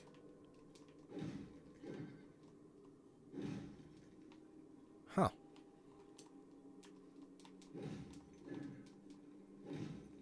I was supposed to be able to smash through that. I don't get it. Hold on, let me see. Weapons. Can I upgrade? 500? What do I have? Nope. Don't have enough. Memories. Configuration. Control. Yeah, the menus are pretty dope. I must say. Fire, dodge, hobby horse, clockwork bomb. You know, there. Focus, shrink. Okay.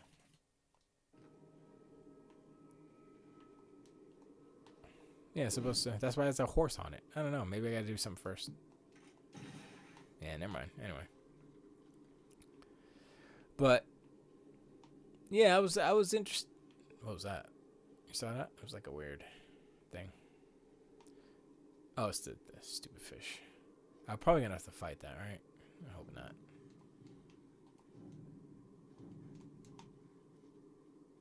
What is this? Oh, it's a glass. Oh, it's a ship. It's oh, it's like the Sea of Thieves ship, but it's a shark. There's more of them. Oh, I don't like these cutscenes either. They're like kind of whack. I guess they lost. I said they lost. They ran out of budget, so they were like, oh, we can't really do anything. So yeah, here you go.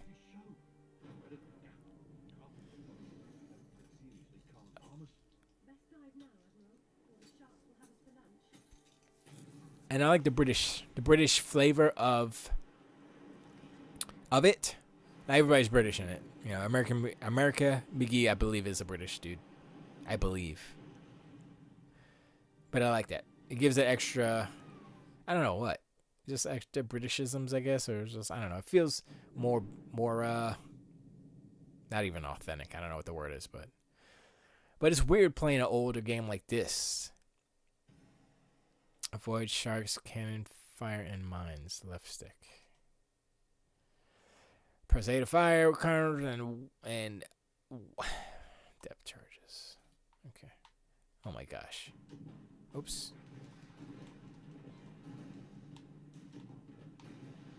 Oh my gosh. Okay, I didn't know. I didn't know this was part of the game.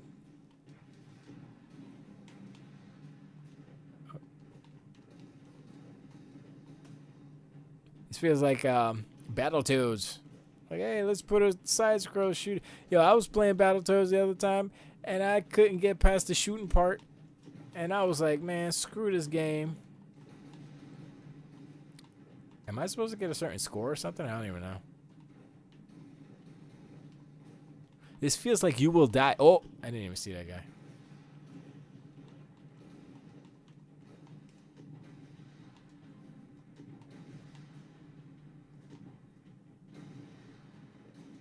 I guess if you miss them that way, they get you that way. I don't know. Hey, mother flower. Only have 7 left. Yo, what's up with that crab, yo? I'm kind of messing up. Can I do this? Oh. Ah, that was dumb.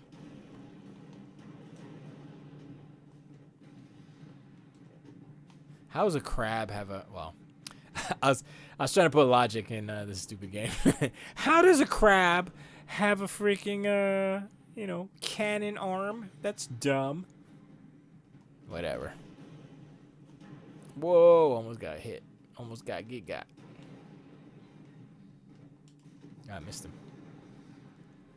I can't hit you. Oh, I messed that up.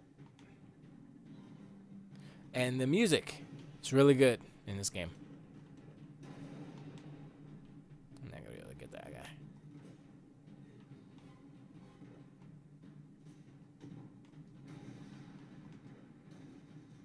Oh, I can knock his thing off so he could just chill. I'll leave him there.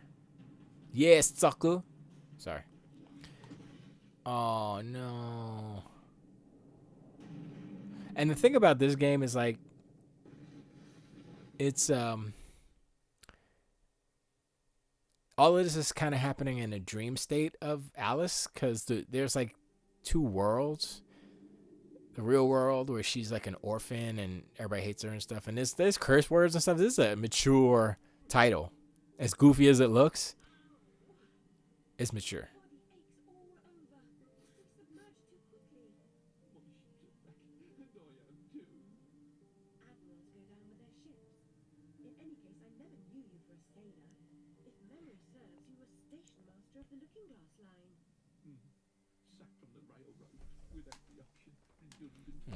Gosh, I'm missing all the story. Bonds, what's up, Bonds? How you doing? You need help in BF. Legend says, is this the kind of game I'm supposed to play with my new Xbox Series S and a monthly fee of Game Pass? Yes, I'm doing this. No.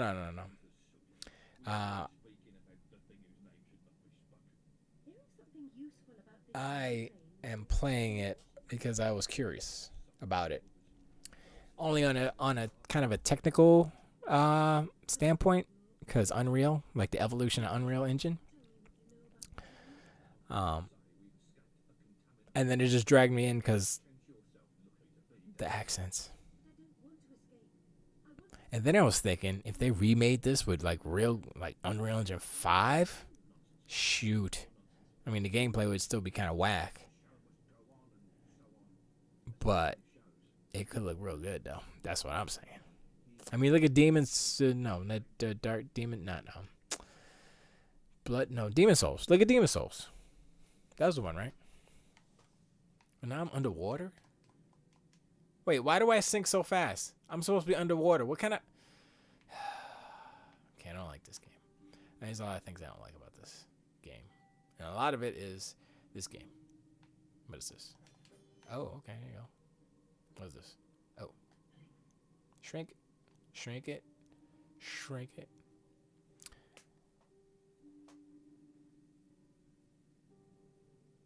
Right. And like I said, the music is real good, so... Oh, I hate this. That's the real world of her brain kind of seeping back in.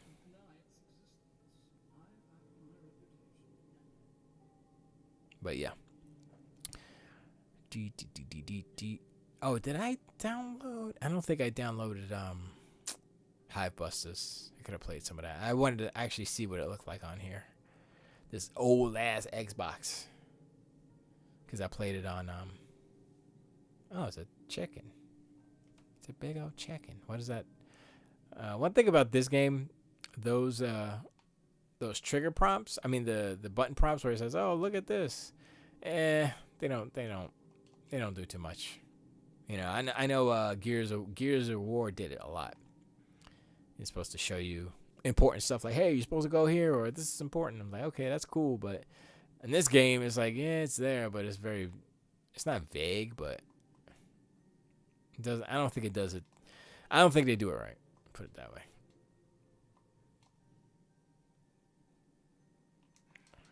Hi. Why you get out of here? Get out of here. But yeah, so that's all. That's why I'm gonna turn this off now. What's this? What's that? Oh, it's blocked. What? What was that? That was weird. But yeah, I'm probably gonna turn this off. Well, how many? Oh, we got 15 minutes left. I guess I gotta play a little bit of this. And there's no map, of course, so you'll be like, where am I? I don't know. But anyway, that's what it is. Go back home. I was trying to do the dev mode, but they haven't activated my account yet. Little Nightmares I downloaded too. I wanted to check that out, but I didn't. What else? I downloaded Little Acre because I saw it way before. I was like, oh, it was animation. It looks kind of cool. Maybe I'll play that, but I didn't. I didn't download Injustice 2 either. Oh, let's see what's on Game Pass. Injustice is a new one? Where's Injustice? There it is. Yeah. No, I didn't download Injustice 2. I don't know if I want to play that. I was thinking about Code Vein, but I have to save some room on here for dev mode. I need I need 5 gigs, right? So let me see. 5 gigs.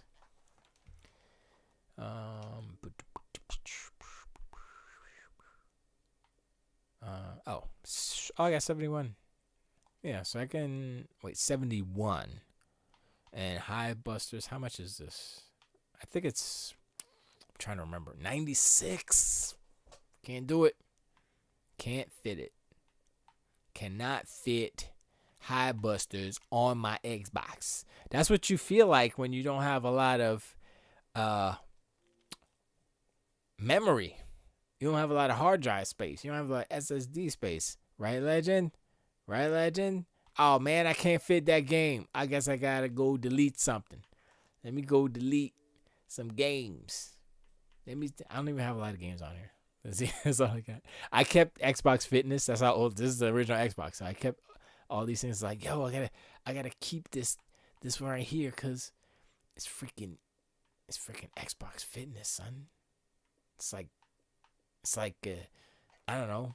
Maybe it's gonna be worth something. Like I could sell this Xbox for $1 million. Like, remember this one got.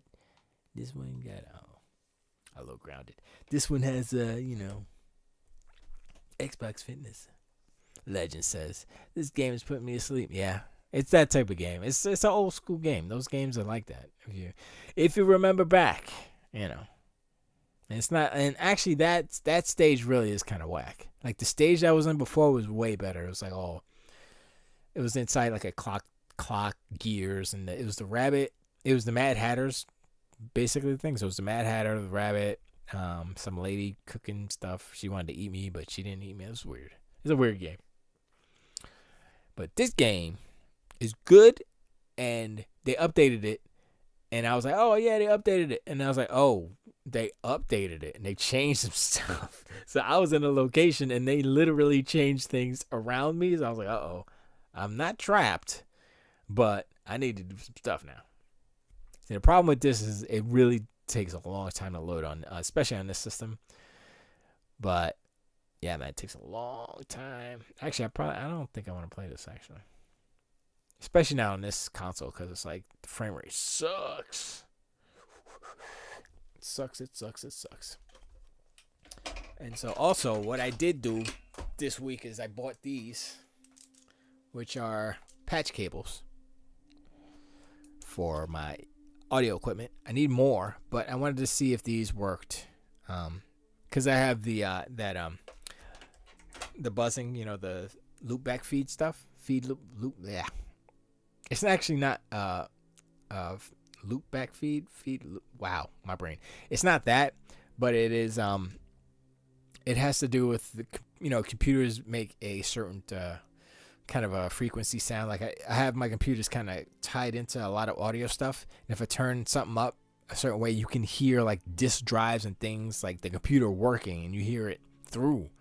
And it's not like just the it's like I was like, it reminded me of the old modem stuff. It's not as loud and annoying, but it sounded kind of similar. So I was like, oh, okay, that's interesting, but I need clean audio, so what are you doing? Legend says, I actually wanted to be and moan to you about some BS that went down in gaming this week, but then some political stuff went down, made me forget about it. Like really, for the life of me, I can't remember what my beef was. Was it the people were threatening? It was from the PlayStation. It was, I just saw a thing about the PlayStation. There was a company. Sorry, there's a company making a black PlayStation, like a 30th anniversary PlayStation or something. It was all black and stuff. It was this third party company, and they put up pre-orders and stuff, and then something happened, and they like canceled everybody's pre-orders, and then they got death threats or something like that. I think that was the one thing I saw today.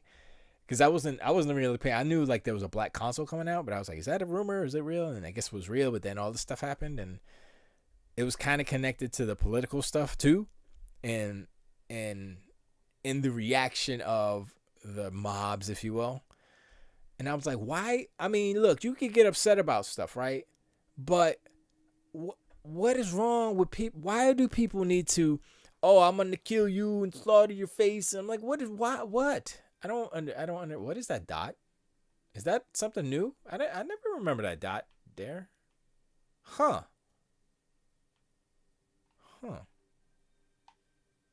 Yeah, this frame rate sucks, man. I can't. And the resolution's bad too. Jeez, I just realized it. Yeah, on the X it looks way better. Honestly, I'm gonna tell you what.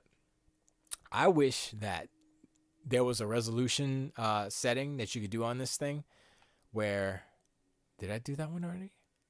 Oh, I don't think I did that one. Where you can set the resolution as low as you want to get that frame rate up.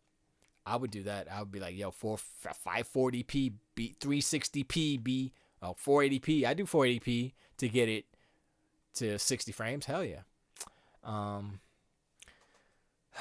What was the beef? I'm trying to think of any other beef. We can look at Well, let's look at the globulations right here and here while we look up the beef. I'm going to look up the beef on the screen over here so you don't have to see the Googles. So it was video game beef.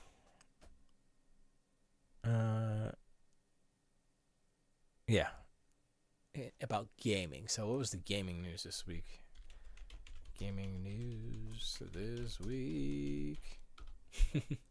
No. Let's go to GameSpot. Tech Radar. I don't know. Go to GameSpot. Animal Crossing, Switch. I heard about the Switch Pro rumors, but I'm not sure about that. Halo Infinite designer leaves to join Darksiders Studio. Huh? What? Wait, what? What's going on there? It must have been so important. It must have been so important because I really can't remember meaning it wasn't important at all. Yeah, I mean that's kind of happened. You know what happened this week? My brain like kind of reset and like everything doesn't matter except the important stuff, which is like I'm trying to not look at the world and be mad. Colby Payne. It's time I updated this. Today is my last day on Halo Infinite. Excited for the future. Okay. I mean, Halo Infinite is basically done as far as the design, right? They just need to make it pretty. So yeah, that's not a story. Get out of here. Guy at GameSpot playing with my emotions. I'm gonna find it. Monster Hunter, maybe the movie, right? No. Black's PS5 sale canceled after site received threats. That's what I was talking about. Yeah. They were threatening people. CES. Hey, let's look at. I wanted to see what was up with CES because it's going on right now. Or did it end already? It's a week, right? Wait, is it on January 14th? Yeah, no, it's starting tomorrow, right? Yeah, it's starting tomorrow. I was like, it already happened. No, it's starting tomorrow, so that's cool. So I mean, at least we have this week of. I can't even say it. It's like at least we have this week of CES to distract. We can't be distracted because this fool's only in office for another 10 days. We got to get him. I'm just saying. It's ridiculous. I'm like, so many things that has happened in the 4 years that we would be buried under the ground. If they didn't kill us by shooting us first and asking questions later, you know what I'm saying? They would bury us so deep under the damn prison that they'd be like, yeah, we don't go to that level anymore. It's every person for themselves down there with all the aminos. Sony Electronic. Okay, I don't care about this. Wait, I kind of do care about this. Wait, what's that? That's a game. That's Monster Hunter? What's that? That's Resident Evil? Okay, it's just a bunch of games. All right, so let's look at this real quick. Verizon, no way to care. Next generation television in focus. Okay, no. CTA Visions of Tech. I don't care. GeForce RTX. AMD Keynote. Okay, that's it. All right, so that's Tuesday. That's Tuesday. Tuesday at 11. So I might watch that. Tuesday at 11. Maybe I'll stream that. I'm off all week, son. I don't think you realize how happy I am and how not happy I am. Because you know why. I think I need to pause that because I'm dehydrated. Wait, actually, let me drink some juice. I have no juice. God dog it. I have no. Oh my god. Okay, wait. I gotta go into my inventory real quick. See if I got anything. That's all I got. Jeez. I have no. I have to go. What is that? Algae restores a small amount of hunger. Huh? I didn't know you could eat algae. Anyway,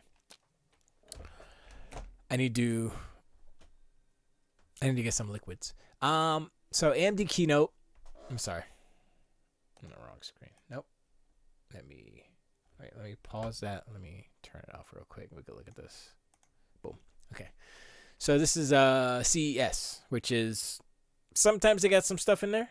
Like right now, you know, before I was talking about my whole computer debacle that I did, which eventually in the end, Bridget gets a new computer, and I still have to get the pieces. I tried to buy a pre-built. I bought something. Hot garbage. Can't use it. Bridget gets a new computer. I have to do, my original plan was to buy the parts and put it together. That's what I'm going to do. So anyway, so this is kind of tangentially interesting to me because of the new technology that's on the horizon. Like, you know, AMD's pulling out all these freaking Ryzen 3 and Zen 3 and all this stuff. I'm like, yo, what's up, man? Give me that good stuff. I'm not spending $800 for a CPU, but, you know, 350, because, you know, they get the new stuff in, the other stuff gets a little cheaper, you know, zipping. So I'm like, that's what's up with that. So AMD Keynote, I'm definitely interested in. Do more with Intel's power computing. Why don't they just say Intel Keynote instead of all the, come on. So wait, AMD Keynote is an hour and 15 minutes, or maybe just an hour and a half, 15 minutes of BS. So that's interesting. And theirs is only 45? Oh, Razor Store Live CES edition. What is even that? Is that a commercial or something? Oh, whatever. Sony Electronics of North America announcements. I might watch that. So Tuesday. Yeah, Tuesday's going to be the day. Oh, Wednesday, Microsoft keynote. So Tuesday and Wednesday, I think I'm going to stream those. I mean, y'all could bounce in if you're not working. You know, I don't know what you guys' schedule are, but I'll be on for the AMD keynote, which is at 11 a.m. on Tuesday. Also, I'll stick around for the Sony keynote, which is 1:45 on Tuesday. Everything else could kick rocks. And then Wednesday, I'm definitely going to, 9 a.m., man, I got to get up early. Microsoft keynote, definitely going to stream that, watch it, and just sit back and make fun of it. But yeah, so that'll be interesting. To be real, honestly, I am interested in what Microsoft has. I'm interested in Sony stuff because they had that electric car that they were pushing. They announced like last year or whatever. I was like, oh, okay, that's kind of interesting. Now I think they partnered with Hyundai, and I was like, Hyundai? Really? Sony, Hyundai. That's who y'all are get. Hyundai, really? Y'all want a Sony Hyundai, or what is it called? The S something. I'm like, come on, y'all just killed it for yourself. I mean, I'm not. Look, Hyundai makes good cars because the Genesis is like, that's a pretty dope car, but it's a Hyundai. Come on, son. It's all in the name. Just like how Microsoft has a bad name in video games, Hyundai has a bad name in cars. They're getting better. Still not the top. Just saying. I would assume, let's see, who would Sony partner with? It would have to be a Japanese because Hyundai is Korean, as far as I know. Why wouldn't they hook up with Toyota? Well, I guess Toyota's doing their own thing, right? I think that's the problem. Everybody else is doing their own electric stuff, EV stuff. So they had no choice. Huh. Because I would assume that Sony would attach to a Japanese car maker, right? A Japanese automaker, because they're a Japanese company. It only makes sense. Synergy. So, I don't know. And honestly, that the Sony car that they showed last, it was like, let me try to find it. Let me try to find it. Let's see, Sony EV. I don't remember what it's called. That's it right there. That's it. Let's do images. I don't feel like. I mean, look at these pictures. Yeah, I'm in Google. I don't like it. It looks. I mean, you know what looks better than that? The Mustang Mach 3. The E-Mach, is it the E-Mach 3? Well, I forgot what it's called, but the Mustang, the new EV Mustang, I was like, oh, and I think that starts at 34, something like that. I was like, that's not bad, yo. Am I gonna be driving a Mustang? Is that what's gonna happen? Look. All Chevy needs to do is to make an EV Trailblazer, and I'm there. Trailblazer EV. Yep, I'm there. That's it. I got a Trailblazer now. I got a 2003 Trailblazer. Her name is Trailey Bailey. I love my truck. She's old. She's knocking on the door of 300,000 miles. But I still love her. She's still rocking and rolling.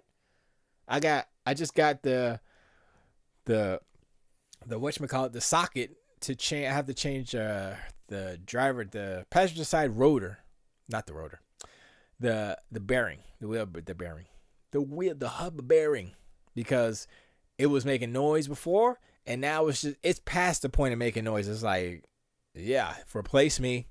That's what it's doing. I was like, oh man, and I think is what was making noise. Like it was making a noise when I was driving, like when you turn a certain way, but I think it was actually making the noise that it was making before that I tried to get fit. Anyway, it doesn't matter. I don't like this car. I can't. Okay, we got that. I keep saying this. I mean, the back kind of looks like a Lincoln a little bit. I don't like it. I don't like it.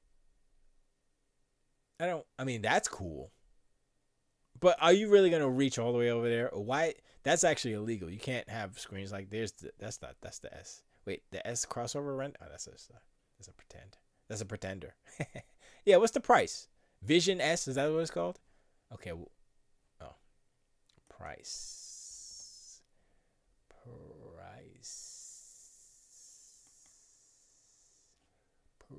So is Hyundai making this car for Sony, and Sony's just putting like PS5s in it or something? Is that what's I don't know. Is that what's going on?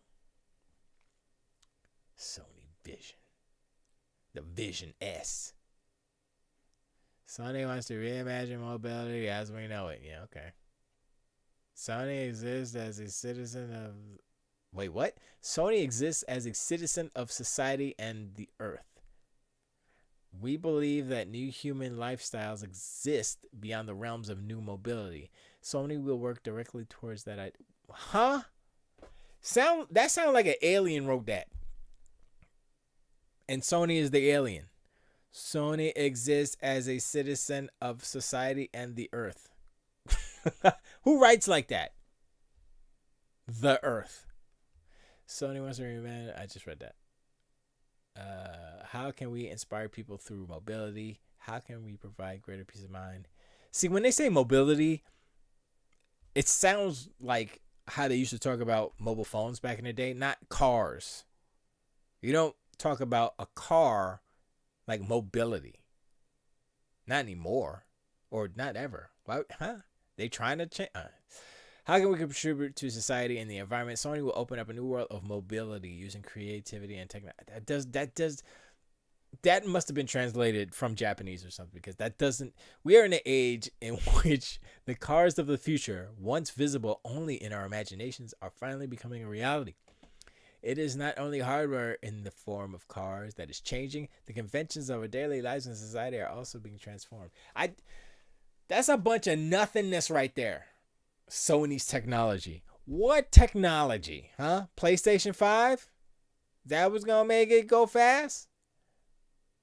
Drive mode? That should be a touchscreen. What are you doing? You put a touchpad on the controller, but you can't put a touchpad on the damn steering wheel? What's wrong with that? Let's look at entertainment. I know I'm over my time, but who cares? Getting on board will mean jumping into a world of... Who is writing this stuff? That's bad. That's like something I would write to make fun of all the people writing copy to make you try to be hype. Like, this world will change the way that light streams through your eyeballs. The new technology of the new Sony TVs. See, I'm a Sega. Sony TVs. Your eyes will never dream the same. That's what that sounds like. Getting on board will mean jumping into a world of excitement. Somebody's grandfather must have wrote that. I don't know. With the spread of 5G. Okay. When you say spread, that's usually like disease spreads, or, you spread some on some bread. You know what I mean? Or somebody spreading their legs, something like that. The spread of 5G. and advancement. Yeah, this is definitely translated. The spread of 5G and advancement of self-driving technology, people will eventually be relieved from car operations. Okay. This is like 100 years in the future. This is never going to happen. Not in our lifetime. Okay, I'd say I'm going to give it 10 years to get somewhat, I mean, at least like buses, like transportate, like public transportation, like buses and stuff, they'll have that first. But not everybody cars. I'm going to say public transportation first. I'm saying on a widespread, like nationwide or worldwide, and then cars and stuff. Although cars have them now, but I think it makes more sense for buses because it's basically like trains at least, right? Because trains are on a freaking track.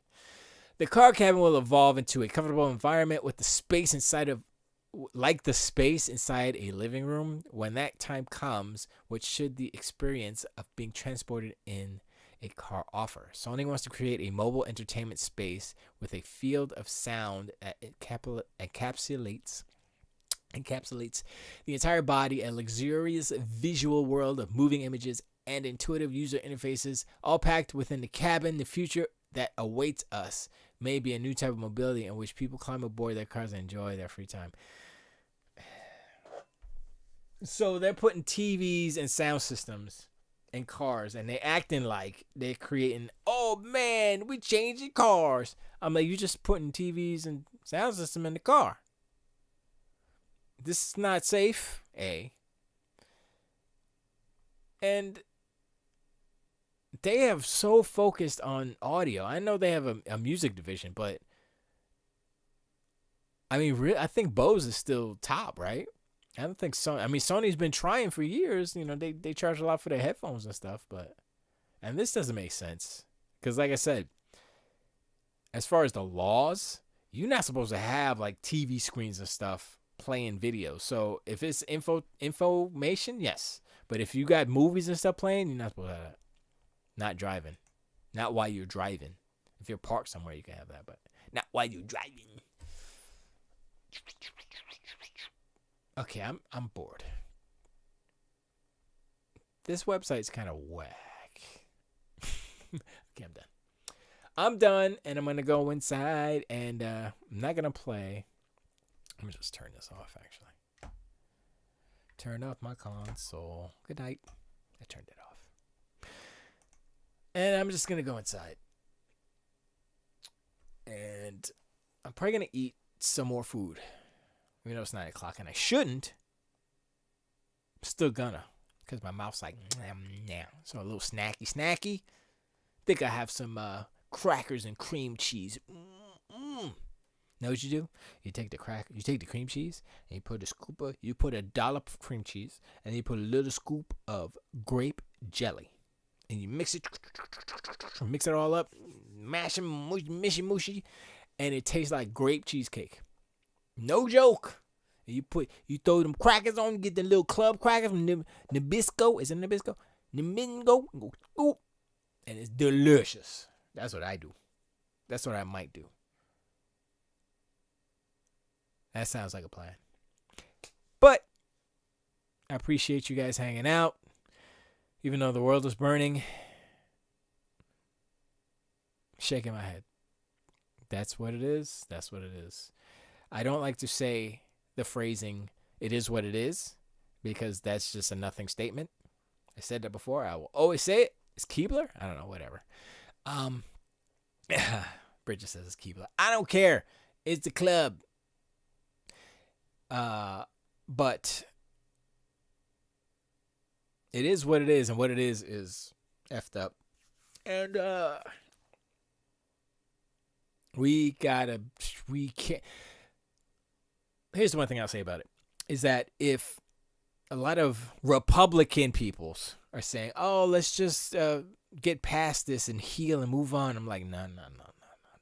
That's not how this works. Because that's how y'all did the Civil War. And that's how y'all did the 60s with, the Jim Crow laws and all that. But, and civil rights and all that stuff. Oh, we need to heal. We need to get past this and heal and be. No. People need to go to jail. People need to be held accountable so that other people down the line don't get the idea, yo, I think I should do this. Whoa, remember what happened with that guy who did it? Remember he got buried under the prison for 1,000 years? Remember that? It's like, oh yeah, that's right. I shouldn't be like that. Maybe parents should teach their kids not to be assholes. I'm using that word in the incorrect way, but you understand what I'm saying. It's just that. But I'm gonna go and fill my brain with nonsense. It's the only way to navigate through these shark-infested waters, I think. And once again, I appreciate you guys hanging out. Oh, Bridget's on her new computer. That's what she's. Let's see who is on. Subsy, appreciate you there. Hanging out. See all the people in the chat. Definitely appreciate you, Legend. Bonds, appreciate. Judo, appreciate. I definitely enjoy the Star Wars, Star Trek talk, video game talk. I mean, we can come back next week and we can complain about whatever you were thinking about. You know, it's always good to talk about stuff. Come back next week. It's all good. Let's see. We got Pace. Oh, I forgot to say Pace. I'm glad you feel better. Congratulations on being a homeowner. It's a step in a great direction. I was about to say I'm proud of you, but just congratulations. I'm happy for you. That's a cool feeling. You know? Of course, there's a billion headaches you're gonna run into with owning a home, but you know, there are some benefits. So, but yeah, Pacey, chat, Arioka, Burr, Derek Gage. Hey, hope everything's doing good with you, Derek, and your family. I kind of missed that Pixel Live. Havoc 978, Hi-Fi Bry, Jedi of Night, Matt Bradford. Ew. I'm sorry. I might have to hire you from some voice work there, Matt Bradford. I'm working on it again. MXT, No One Special 77, Subsy, Tiger Claw, Watch Dragon, and Zappy, and Bridget, of course. Hi, Bridget. And that's it. Appreciate you hanging out.